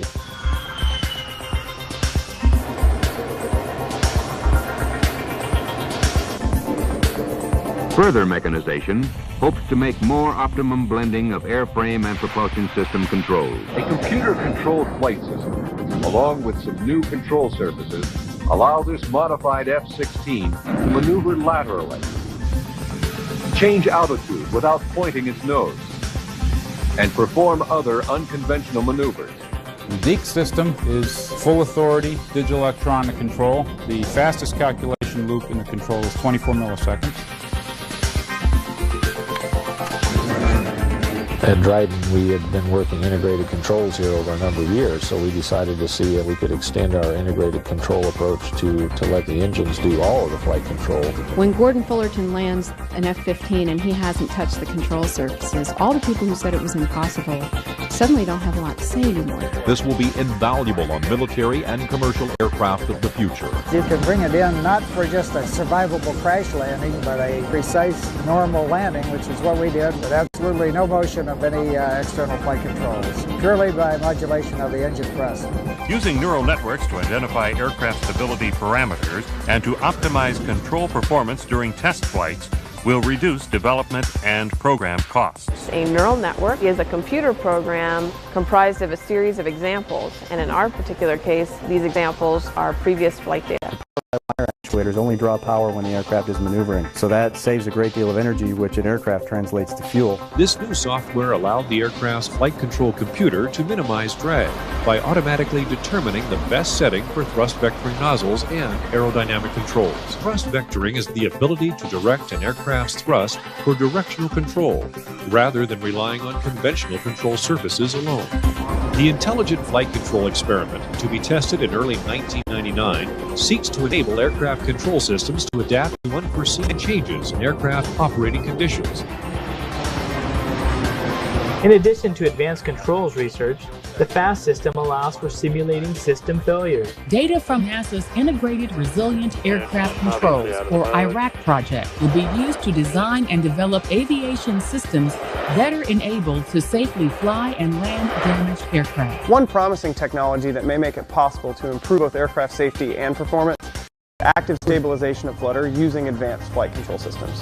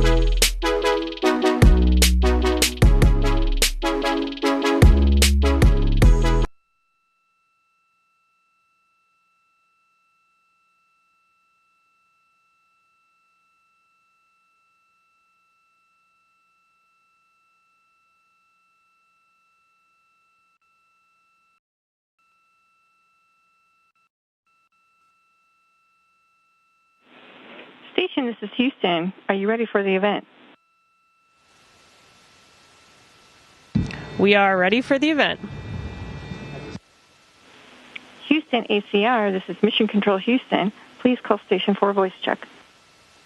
Station, this is Houston ACR. How do you hear me? We have you loud and clear, Houston. Please stand by for opening remarks. Hello, I'm Matt Arguello, Director of Innovation at the Center for Early Education in West Hollywood, California. For more than 80 years, the Center for Early Education has committed itself to nurturing the lifelong learning and curiosity of children in Los Angeles. We are proud to partner with NASA for this unique opportunity. We have chosen together as our theme because we thrive, learn, and accomplish our goals when we work together. On behalf of Center students, faculty, staff, and administration, thank you for joining us today.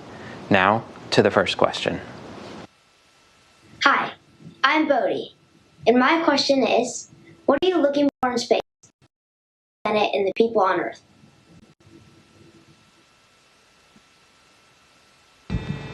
Hi, Bodie.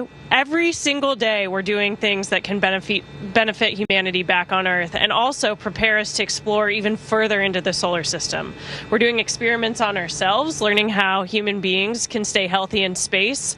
We're developing new technologies that help us control our life support systems, like reclaiming and purifying water, and that could actually be used as technology on Earth for communities who don't have access to clean water. So everything we're doing to live in space can also help human beings live better on Earth. Hi, my name is Toby, and my question is, what was your favorite experiment on the International Space Station? Toby, great question. My favorite experiment on the International Space Station was the one that I got to eat. It was us growing hatch chili peppers in our plant habitat. And they grew over a long period of time, and some of them got frozen to go back to the ground, but many came back or got to stay with us, and we ate them. They were good. Hi, my name is Brianna, and my question is, do you think we will ever be able to live in space permanently? We are working toward that goal every day here on the International Space Station. There have been human beings living and working aboard the International Space Station for more than 20 years now, and we're preparing to go back to the moon to stay as part of the Artemis program. So we'll need things like permanent habitats, ways to develop power and harness resources from our environment, and we'll also be preparing to push even further on to a trip to Mars, which will be a 3-year round trip. So I don't know when NASA will be sending human beings to other planetary bodies to live there permanently, but we're certainly preparing for longer and longer duration missions. Hi, my name's Lucas. My question is, can you see the seasons change on Earth from outer space?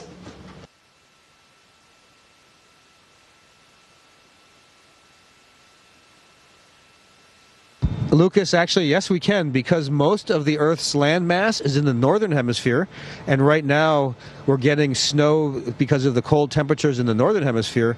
We see a lot more snow as it gathers up on that land, so definitely we can see it, and it's fun to watch things as they get greener and greener as the summer comes around too. Hi, my name is Lou Leet. My question is, how do you feel you can achieve a successful mission?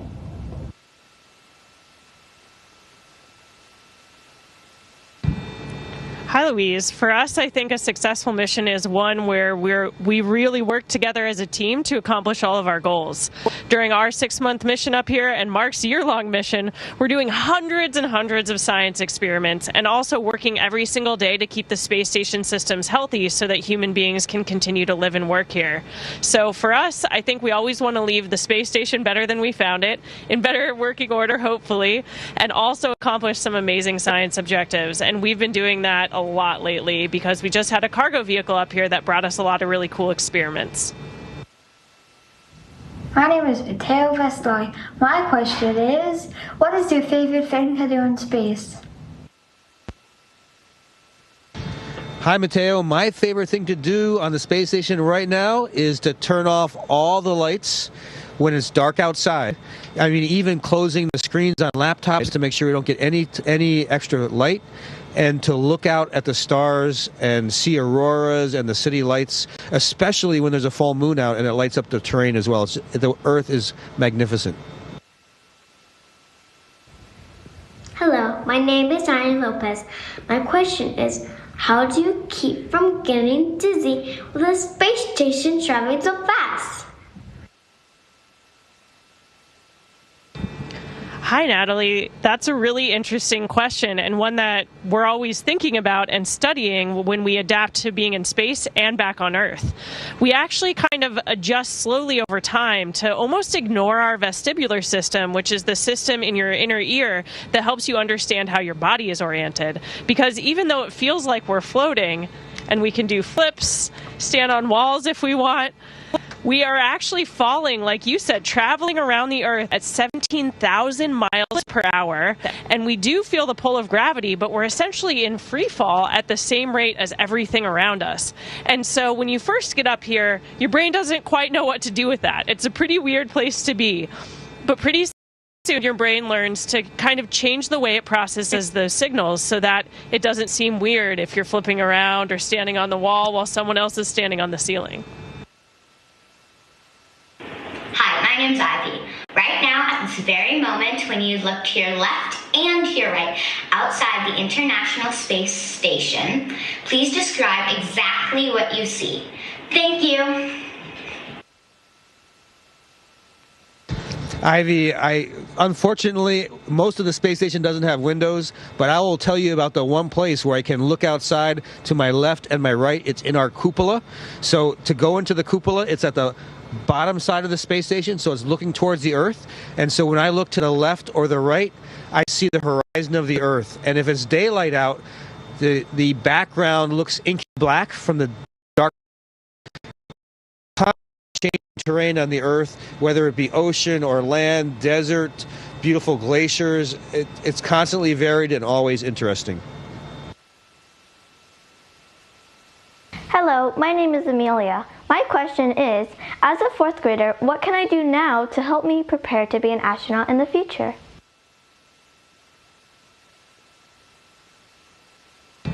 Hi, Amelia. The most important thing you can do is find things that you're passionate about and keep working at them. I think for all of us, astronauts can take so many different paths to becoming astronauts. The only thing you really have to do is have a degree in a STEM field. So keep studying hard in science and math classes, of course. But I think for all of us, we found opportunities that would challenge us, but also that we enjoyed. And for me, I was always seeking out the best team of people to work with because I knew I was going to push myself to the edge of my abilities and I was going to make mistakes. And in order to grow, I wanted to be around people who would give me honest feedback, who would support me, and who would teach me how to be better at my job and at school. And so I think the most important thing you can do is follow your passions and continue to push yourself every single day. Hello, my name is Sienna Perara, and my question is, what is the benefit of doing experiments in space as opposed to doing experiments on Earth?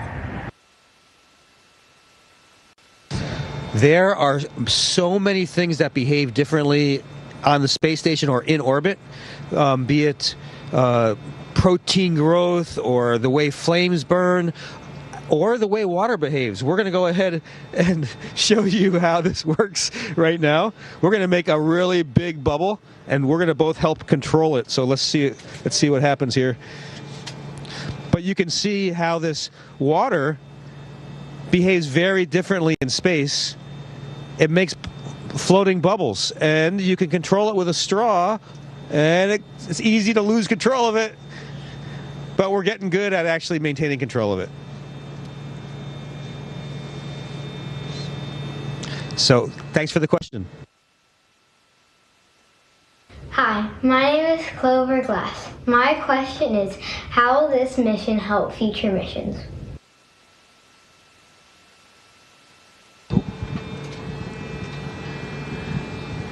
That's an awesome question, Clover. We are constantly testing new technologies and developing new operational concepts that will help us push further and further into the solar system.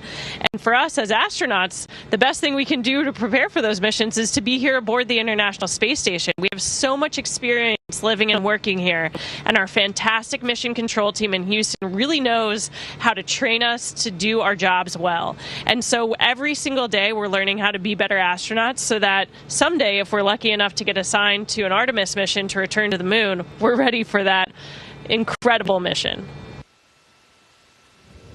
Hello, my name is Lulu Brody, and my question is, what time zone does the International Space Station align with on Earth? For example, are you sleeping while we're sleeping here in Los Angeles? Lulu, we actually use Greenwich Mean Time, so we are 8 hours later in our day than you would be in Los Angeles.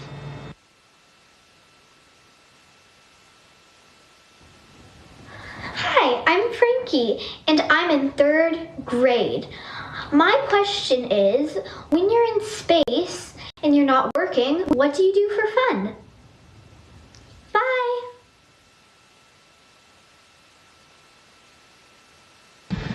Hi, Frankie. We do all sorts of things for fun. We like to look out the window and look back out at the Earth. We do things like play with water, like we showed you earlier. We read books. We call home and talk to our families, and we just hang out together. We kind of have our own little space family up here, so we're always spending time with each other when we have time off.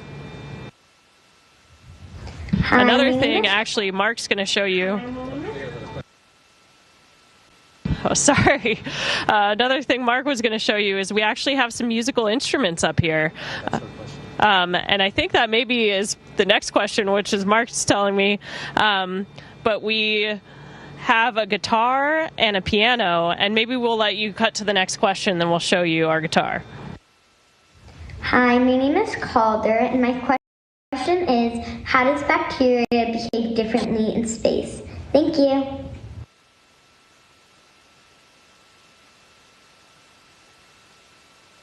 Save it. Bacteria is different on the space station. In fact, there's some strands of bacteria that, like Salmonella, that are actually more strong. So it's very important for us to continue to study those.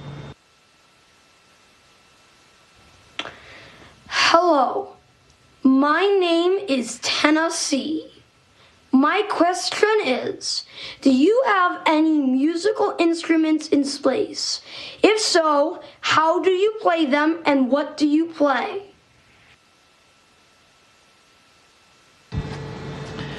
Now we got the right answer for you, Tennessee. Mark's showing you one of the guitars we have aboard the International Space Station. We also have a keyboard, an electronic piano, and there was a saxophone up here for a while when Thomas Pesquet was here. Unfortunately, I personally don't have much musical talent, so I haven't played any of these instruments with much success.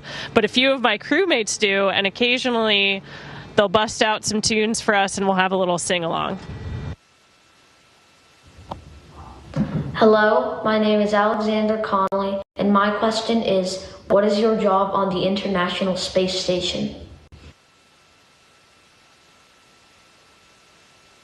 Kayla and I both are flight engineers. I'd like to describe us as laboratory technicians. So every day we're maintaining the laboratory as well as helping out with the experiments. So we facilitate the scientists on the ground accomplishing their science objectives. Hi, my name is Audrey. My question is, can humans colonize and live on Mars? If so, when do you think it will happen?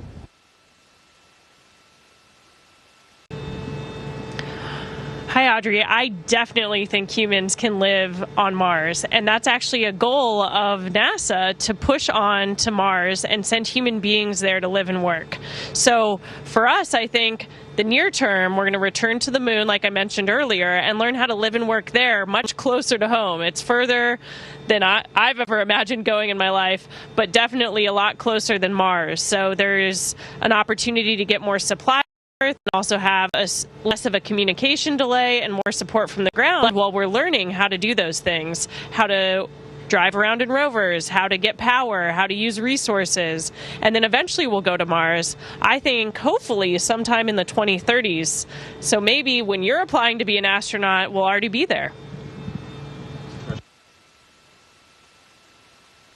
Hi, my name is Langston Mitchell, and my question is, what animals do you have at the International Space Station now? Langston, we actually have mice on the space station right now. In fact, I had the joy of getting to clean out their habitats this weekend, or maybe Friday. So we make sure we take good care of them up here. Hi, my name is Emma Westheimer, and my question is, if you have been to the International Space Station before, how did it feel physically when you returned back to Earth? This is my very first trip to the International Space Station, so I don't know quite how I'll feel when I return to Earth, but I might ask Mark the same question. He's been up here before, and this time he's going to be up here for a whole year before he goes home. So Mark, do you want to talk a little bit how you adjusted last time? Sure, it's a slow process. I definitely remember feeling sore. You can't fall down on the space station, so there's a lot of balancing that you don't have to worry about. And so I think some of those smaller muscles that we used to balance get a little weak, even though we exercise a lot to work the major muscles. So tying my shoes and bending over on one foot was really hard for me at first. Sitting up in bed even, it was a little challenging. But we adapt quickly as human beings, and I got back to normal before I launched, and it'll go through the process again. Hi, my name is Lillian. My question for you is, what is the most interesting thing that happened to you in space that you did not expect?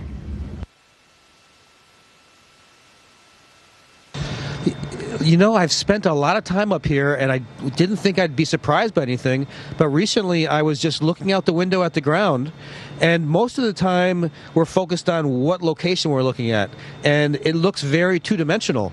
But I noticed as I just kind of looked broadly that I could actually see that the things that were closer to me, the tops of very high clouds, were moving at a different rate because the orientation of my view compared to them was changing. It's called parallax. So it was really interesting seeing that there really is some height differentiation that you can observe from the space station, even though it's all very far away from us. Hi, my name is Kate, and my question is, when the capsule detaches from the rocket, how does it feel? It's one of the more exciting parts of a space flight, I think, because it's when you get to experience zero G for the first time, the feeling that you're weightless. And so for us on Falcon 9, which is the rocket we launched on, there's kind of two really exciting moments. The moment when the first stage cuts off and the second stage is about to light. And so you decelerate, so all of a sudden you get thrown forward into your restraints, kind of like your seatbelt, and then the second stage lights, throws you back into your seat again. And so that's kind of an exciting moment. And then when the capsule detaches from the second stage, you're in orbit, you're in free flight, and that's when you recognize, wow, I'm in space, we finally made it. And that's actually why we have these things called zero G indicators. We brought the Crew 3 one to the call today, but this is our turtle, and her name is Fow, but we basically had her in the capsule with us so that when we got to that moment and she floated up, we knew for sure we'd made it. Hello, my name is Neve, and my question is, do the plants grown on the International Space Station taste different than the plants grown on Earth? My understanding is that the Hatch chili peppers that we tried out were actually spicier than they are on the ground. Now, I haven't had experience with Hatch chilies on the ground. Even though they were very spicy, I definitely am going to try them when I get back on the ground. So, yes, first reports are that there are differences.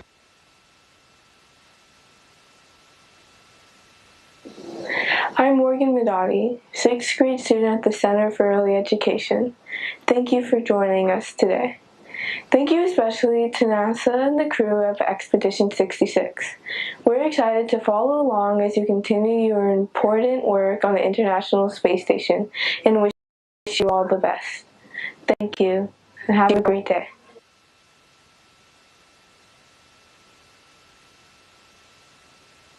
Station, this is Houston ACR. That concludes the event.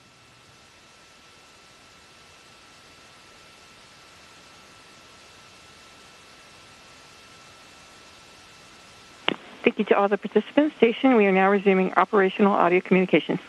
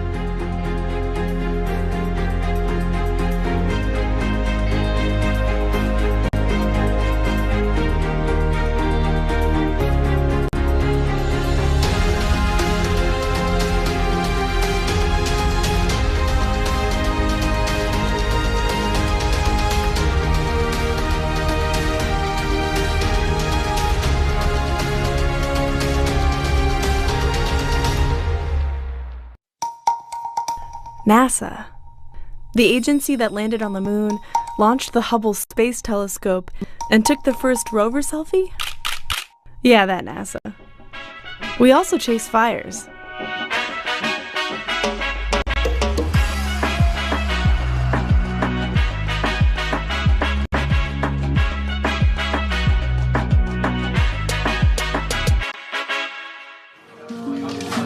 This team is in the middle of a recovery operation.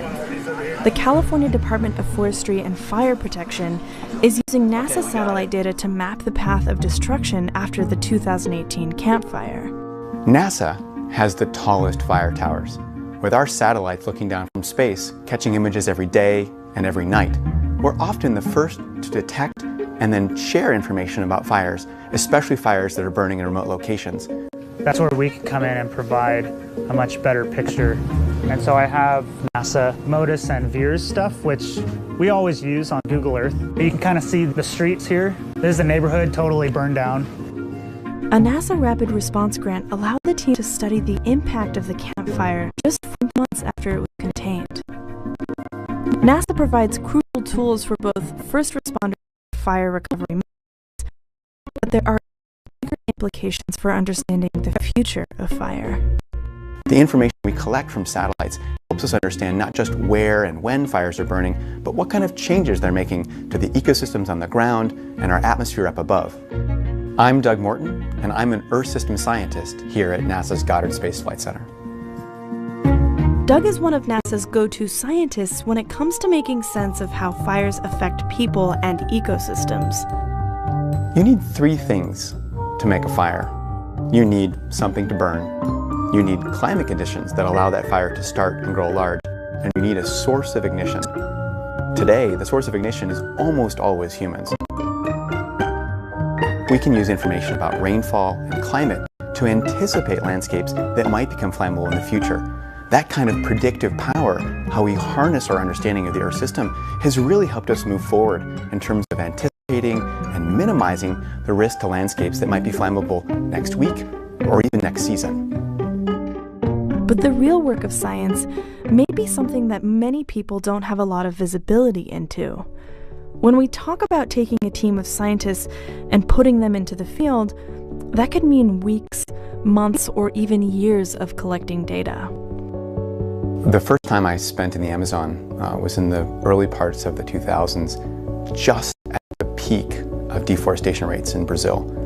And I don't think anyone could make it to the end of that frontier landscape, standing at the edge of a road and looking in all directions and seeing towering columns of black smoke and not feel like there was an opportunity to be careful with our planet. Fires have been burning across the southern Amazon, an area where I've been working for the last 20 years. And so people look to me to explain, is this normal? One of the things I can do as a NASA scientist is I can go back in time.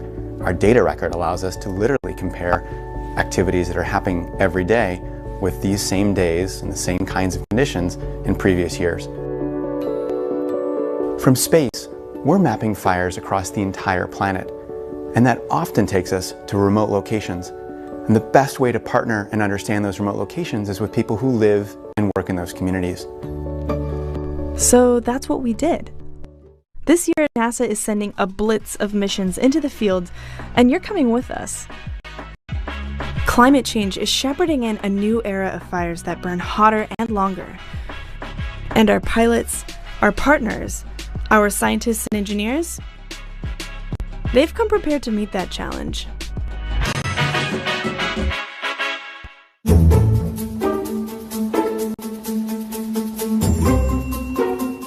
Some of my days have been 14, 16, and 18 hours. We don't hesitate to meet challenging conditions. You know, you can tolerate a lot for a day or two.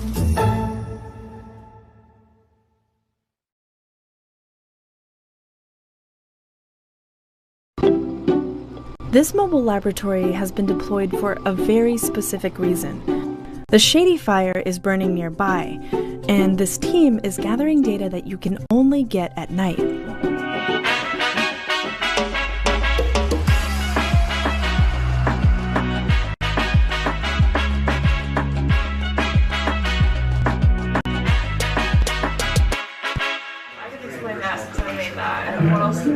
Over the next several weeks, NASA and NOAA are teaming up in the field to study smoke from wildfires and agricultural burning. Here's what 24 hours looks like in the life of these fire chasers. The team's been keeping a close eye on the Shady Fire, burning just 4 hours northeast of the base of operations. After several days of watching the fire grow, the forecasting team decides to deploy the mobile laboratory and the NASA and NOAA planes. The ground crew and pilots are already preparing the plane by the time they their daily briefing. The more we learn about smoke, the better we'll understand health. My name is Amber Soya, and my role here is to determine what fires we should target. Smoke is related to respiratory illnesses, heart attacks, and even death. For some of our scientists, understanding pollution has defined the course of their life's work. I'm a physical chemist, but I'm also from what 60 Minutes called the most polluted city in America, Anniston, Alabama. When the opportunity came along to do this type of work, I really resonated with it. Dr. Bruce Anderson is the Langley Aerosol Research Group lead and a seasoned veteran when it comes to doing field work in remote places.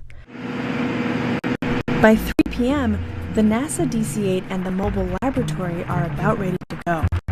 Bruce and his team begin with a 5-hour drive to reach the fire. We'll catch up with them later. While the ground crew, pilots, and safety techs prepare for what will likely be 6 hours of flying through smoke plume after smoke plume, the scientists ready their instruments to capture data from the notorious Shady Fire. 30 minutes into the flight and the team has already reached the fire. Here's where the work begins. These flights are rare opportunities for scientists, so not a moment is wasted. I think that studying fire and chemistry, it only comes together when you have a diverse team of scientists. As it starts to set, the plume is hard. At 4 p.m., the plane heads home after a successful flight. Smoke sinks lower to the ground at night, and sometimes accumulates in valleys, which is exactly what are waiting for it. We'll set out, drive up there, find a place to position the van, then start cranking up at about half an hour running. It's a guaranteed bad night's sleep, but you can tolerate a lot for a day or two. This team of 5 scientists will be up almost every half hour checking measurements, replacing filters, and at one point repositioning the van to capture emissions more effectively. It's a long, cold night, but eventually it's dawn, and time to head back to town. By 7:30, the forecasters have already been awake for at least 2 hours selecting which fires the science team should target that day, including a scheduled return to the Shady Fire. In about 2 hours, the plane will be bustling with scientists preparing their day's flight. And the whole cycle will start all over again.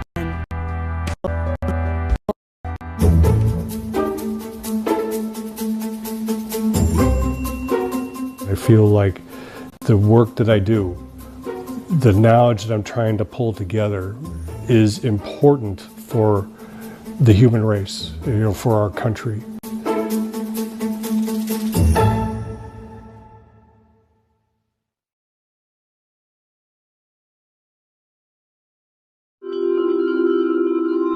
This seems like an unlikely place for fires.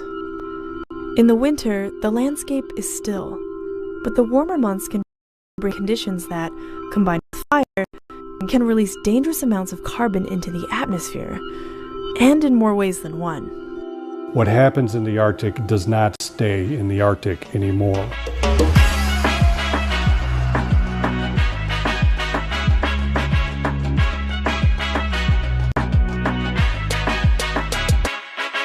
I see that you're wearing a hat with a logo on it. Can you describe what that is? You don't have to take your hat off. Well, that's good. Kevin, in the orange jacket, is a close NASA collaborator. He and his team are used to getting their hands dirty to collect crucial fire data. I'm wearing a hat right now from the Above Field campaign, and what you see is a big, the trees tilting over with thawing permafrost. Trees aren't the only thing getting warped by thawing permafrost. Buildings and even roads begin to buckle when the ground beneath them literally begins to liquefy. NASA's Above campaign is currently in the Northwest Territories to understand large-scale changes to permafrost. Permafrost is basically, picture in your mind, frozen dirt. Now, if you thaw the permafrost out, it changes from solid like rock or concrete to mud. If you watched Season 1 of NASA Explorers, then you know that permafrost stores huge amounts of carbon. As a matter of fact, twice as much as what's currently in the atmosphere today. Now, thankfully, permafrost thaws really slowly, and therefore releases carbon really slowly. But here's where it gets complicated. Fires in the high northern latitudes, permafrost regions, are getting larger, they're getting more frequent, getting more intense.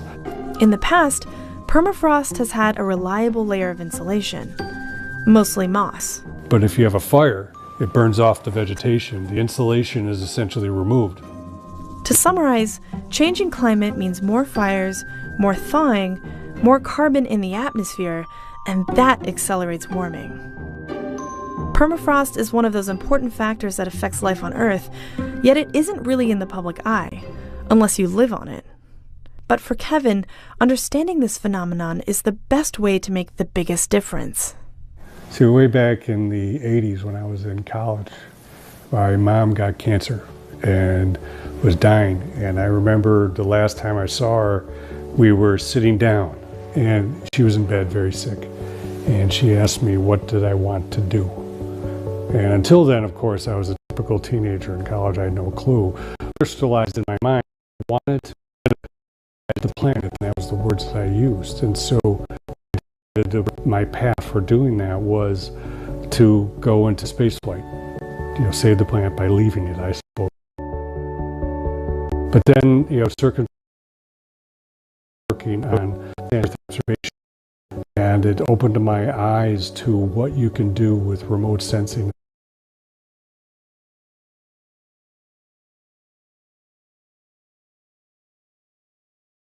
Back to school, and I rethought of what I talked to my mom about, and I decided to go back to school and I had become a scientist.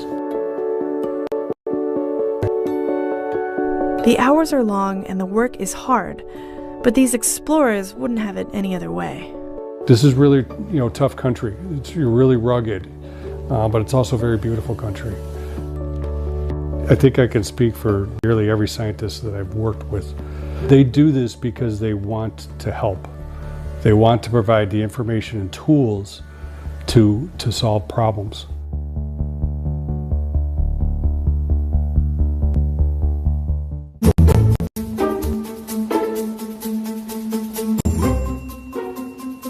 NASA is a big and capable organization, but Earth science is a subject far too big for one country, one agency to tackle all by itself.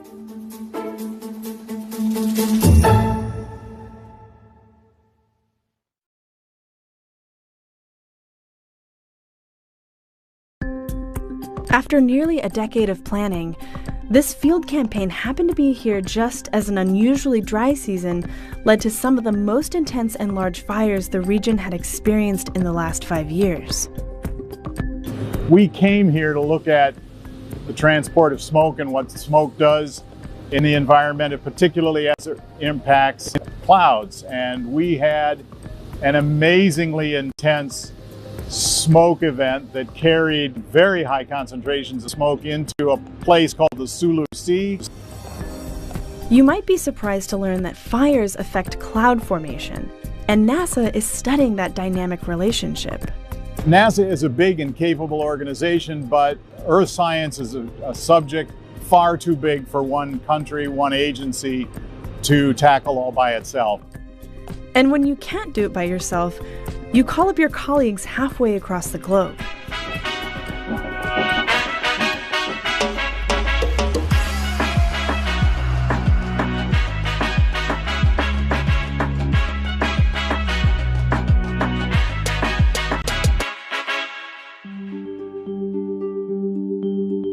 We're in the Philippines to better understand how tiny particles from smoke and pollution affect cloud formation. The campaign is called the Cloud Aerosol and Monsoon Processes Philippines Experiment, CAMP-X. The 2 is silent. That's just a joke, but the acronym, that's serious.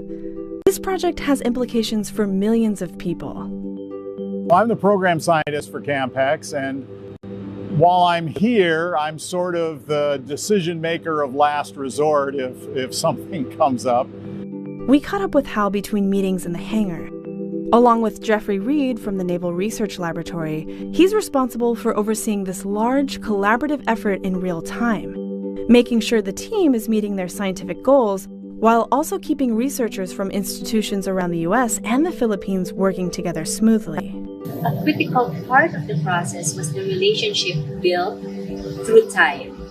That relationship enabled us to really work together and think about what would be the questions that would be relevant to us in the Philippines and in general to the region. I'm Gemma Teresa Narisma, and I'm the Executive Director of the Manila Observatory. The Manila Observatory, along with NASA, the Naval Research Laboratory, and a handful of university partners are using 2 research planes and measurements from a ship to look at the properties of clouds to improve satellite measurements in the region. Satellites find it difficult to see and quote this region, and regional climate models are having a hard time capturing these processes. That basically means planes, ships, and teams on the ground need to fill in the missing details. Which brings us back to the most intense fire season in 5 years. We were able to get the P3 into that smoke and make absolutely unique and important measurements. It's important because if we cannot get the historical observations in our model, then we're not so certain whether our climate projections are correct. When the planes are flying, the science teams and flight crews take turns visiting local schools, from elementary up through university. Elementary school students can understand remarkably complicated concepts. And so it's kind of fun to introduce them to things they may not have known or thought about before. And it's remarkable how quickly they pick up on it. At these schools, the scientists are treated like rock stars. We've had just an amazing response from the Philippine students. Many autographs and more selfies than I can count. Some even said that they want to become meteorologists themselves to help carry on the study of our home planet and how it's changing. I feel hopeful. We're not getting any younger, and the number of atmospheric scientists in the Philippines, in the world, particularly in the Philippines, is quite small, and the kind of work that needs to be done to understand the different atmospheric processes in the region is quite a lot. We are so dependent on this earth because we live here, we have to breathe here and find things to eat here. It's important that we understand it so that we don't inadvertently cause damage that could affect us all.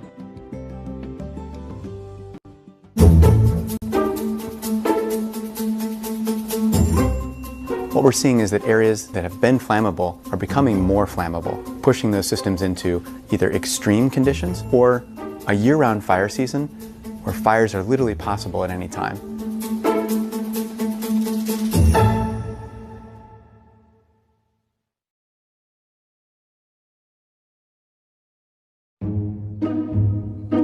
I think the choice to study fire generally is a bit of an occupational hazard. It's true. We're not necessarily looking at the verdant green parts of our planet. We're headed to the end of the road. We're looking at areas of rainforest that have been cleared and burned. We're capturing scorched landscapes.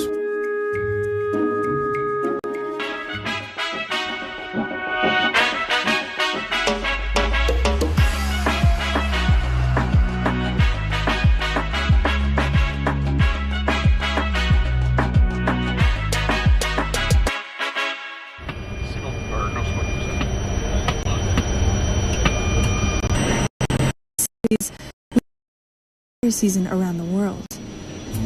First in the American West, in the early part of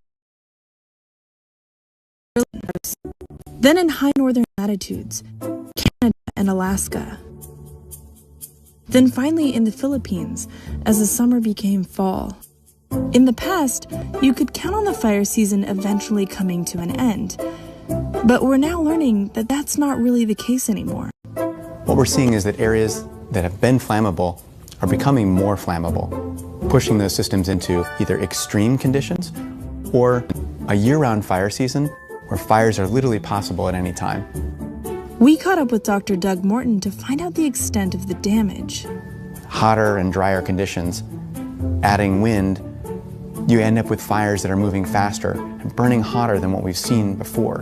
Can we better understand, anticipate, and characterize the changes in our planet that come from those extreme fires? Actually, yes, we can. Myself and my staff at the GIS Center worked closely with colleagues at Goddard Space Flight Center to make this thing happen. This is Keith Weber, the wildfire rehabilitation expert that pioneered a new groundbreaking tool. The Rehabilitation Capability Convergence for Ecosystem Recovery includes a function that allows fire responders to triangulate their wildfire response. The tool can geolocate everything from burned areas to potential landslides to impacts on endangered species. But Recover really gained momentum after one fire in particular. I remember looking at our whiteboard that shows all the real high priority things we need to be doing. And that whiteboard was clear. And I was walking out, I talked to some of my students and I said, I think the wildfire year is done. We got it wrapped up. Well, should have said that. Because the next day, California, Woolsey Fire started going. It became much larger than I think they thought it would because of those big winds, and it really grew very rapidly. Well, at that point, we were working with that team on a daily basis, doing refreshes, as we call it, as the fire grew and grew and grew every day until we had that thing out. Keith's team is making a tangible difference by saving property, resources, and lives. Innovations like these represent a promising future. As we move from today's cutting-edge science into tomorrow's prediction, response, and understanding, the work we do today opens up an opportunity to do that so much better going forward. There are so many science topics that today are on the cutting edge of our understanding, and what get me and my science colleagues motivated to go out into the field and keep working on these problems. Can we improve the way that we can forecast, for example, fire risk, not just for tomorrow, but for 10 days from now, that might help managers, communities prepare and respond to changing fire weather conditions? Like all of us, our explorers and partners in exploration face the daily decision to either choose apathy or get to work. The future is uncertain, but we choose to meet the challenges of this new normal head on.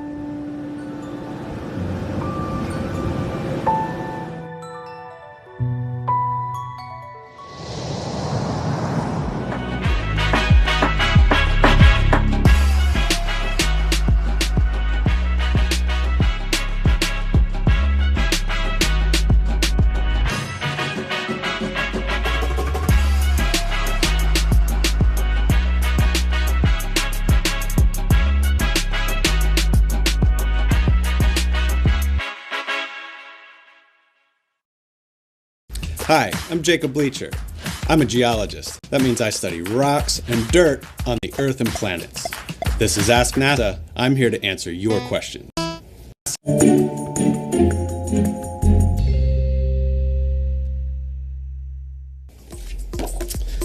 What is unique about the surface of the moon? Well, the moon is quite unique from the Earth. It has no atmosphere. There's no air to breathe.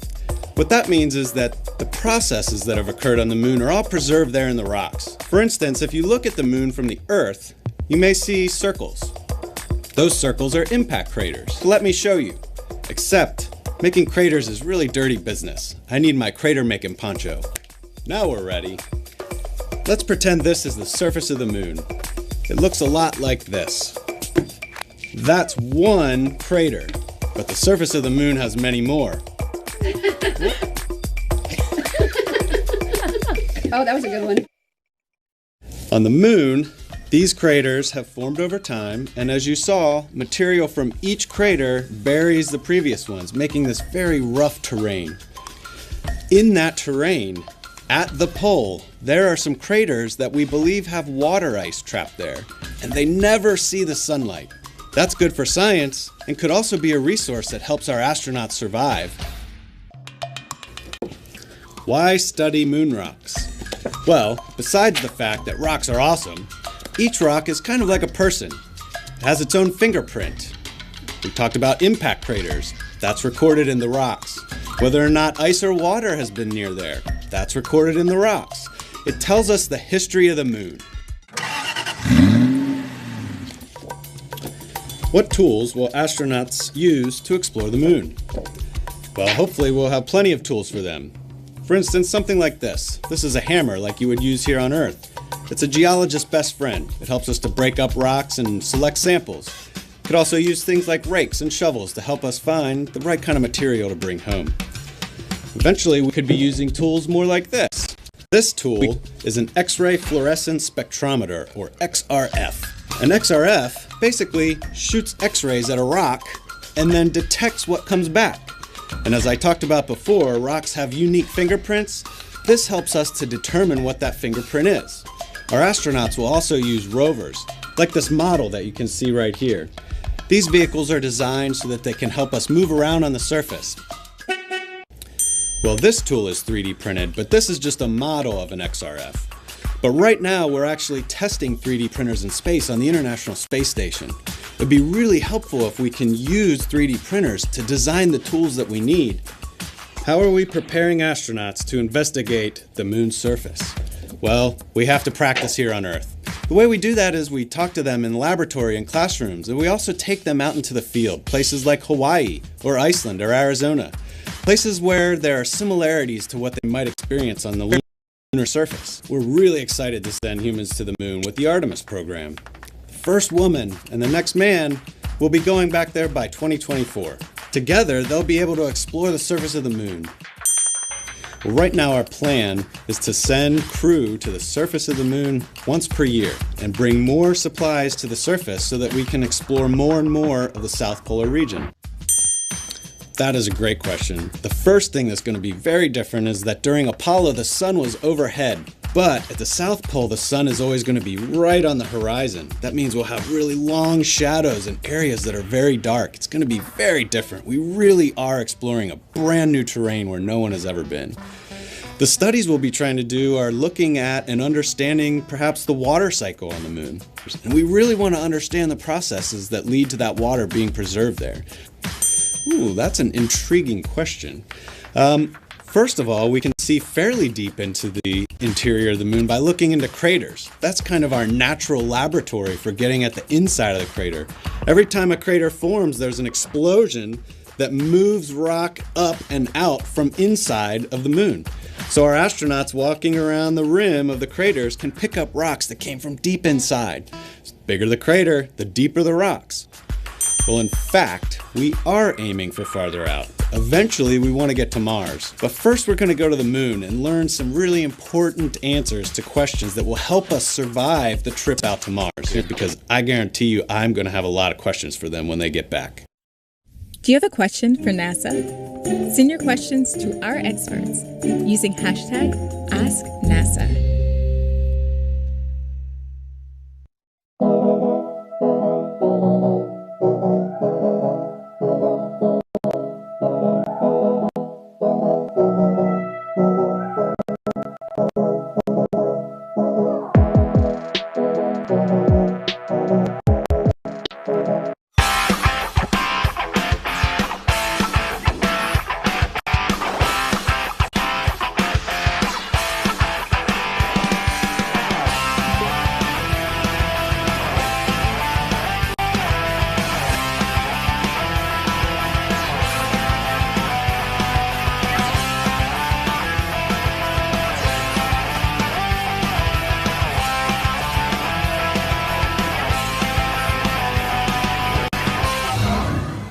Welcome to NASA Edge. An inside and outside look at all things NASA. On today's show, we're going to be talking about nanotechnology, which is technology that's really small, or as I like to say, coho-sized technology.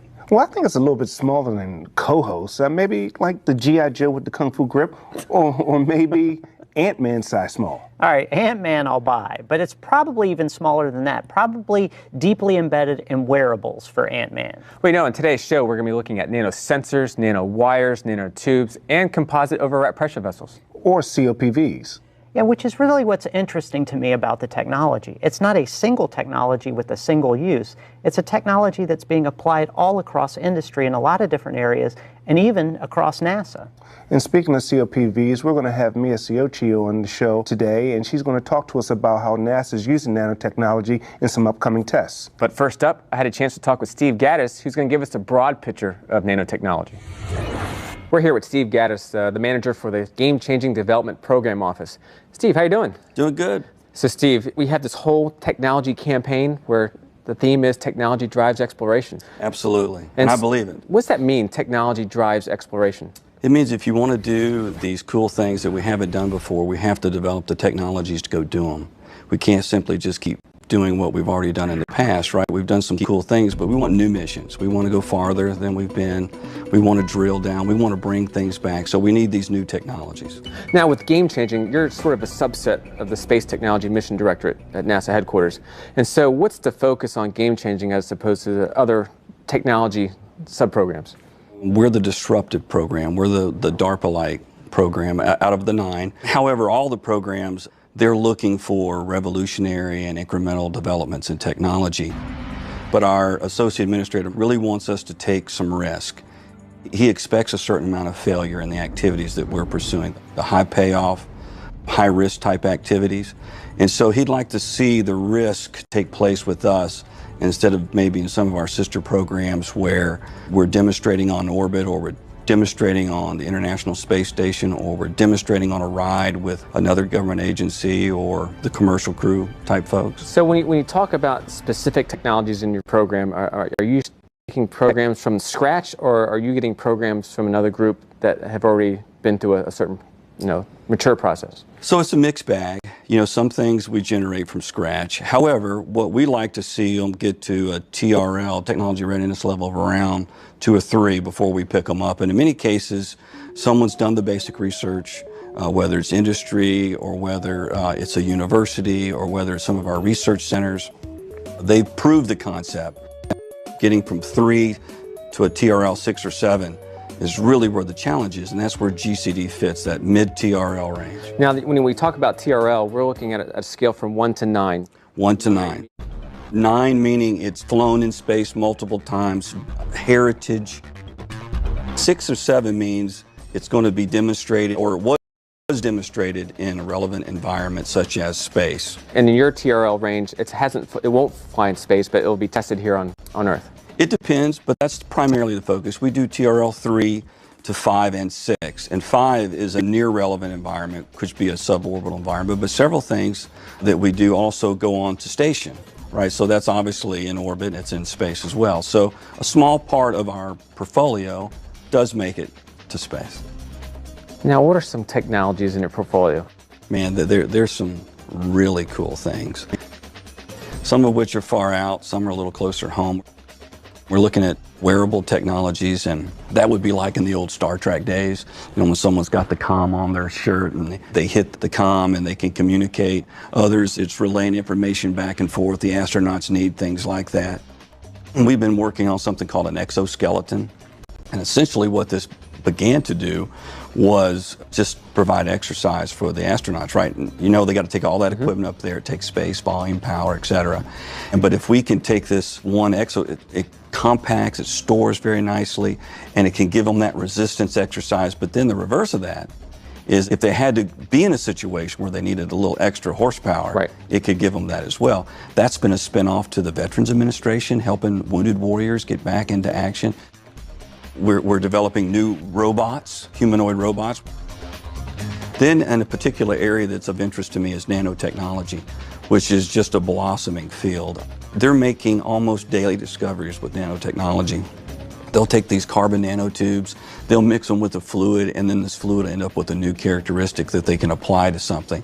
So we're looking at making materials out of these nanomaterials. We call them nanocomposites. And if we think composites themselves reduce mass and cost, this takes it another order of magnitude. So we're very interested in it. We're looking at nanosensors, very small sensors that you can put on something that can track your blood chemistry and report that out. Also, sensors that can be weaved into something that you can't even tell it's in the material because it's a nano-type sensor. We're looking at a COPV, which is a carbon overwrap pressure vessel, right? So it's a tank, and we'll take this nanomaterial and we'll wrap it over this aluminum inner structure. To strengthen it? Or? Yeah, to strengthen it. And it also reduces the weight because it doesn't all have to be aluminum. We've got one of those that's going to be flown on the sounding rocket next year. We're very excited about it. We're also looking at nanowires. We just set a world record with a nanowire with the most electrical conductivity ever demonstrated to date. That's amazing. I mean, it is amazing. It's groundbreaking. It's game-changing. It's game-changing. That's right. It really is. So we're looking at the nanowires. We're looking at the nanosensors. We're pursuing the nanocomposites. Really cutting-edge, cool technology. Lots of things like that. You know, Steve, he's a real game changer. He did a great job giving us an overview of how NASA uses nanotechnology. You know, one day I'd like to see how nanosensors will work in things like watches and phones. Well, you've come to the right place because we had a chance to sit down with two important people who are using the cell phone and nanosensors. Yeah, we had a chance to talk with Maya and Jessica about how NASA is incorporating this technology into cell phones and using them in different ways. But what I'm really curious is, can we really understand just how small this technology is to do just that? May I understand nano is small. So with nanosensors, I'm assuming you're dealing with really small sensors. But what exactly are nanosensors doing? Yeah, nanosensors are a product of nanoscience and nanotechnology. When materials go to that small scale, their properties are fundamentally different from bulk materials.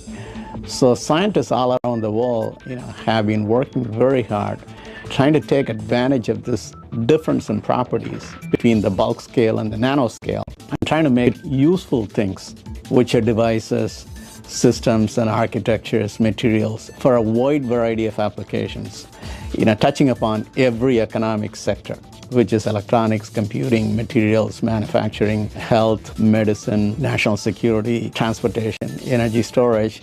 And I don't want to leave out space exploration. I was going to say, that's a lot of stuff anyway. Yeah. You mentioned space exploration, so I'm wondering, how are nanosensors being used by NASA? The nanosensors are being developed to replace bulky instruments NASA has been using.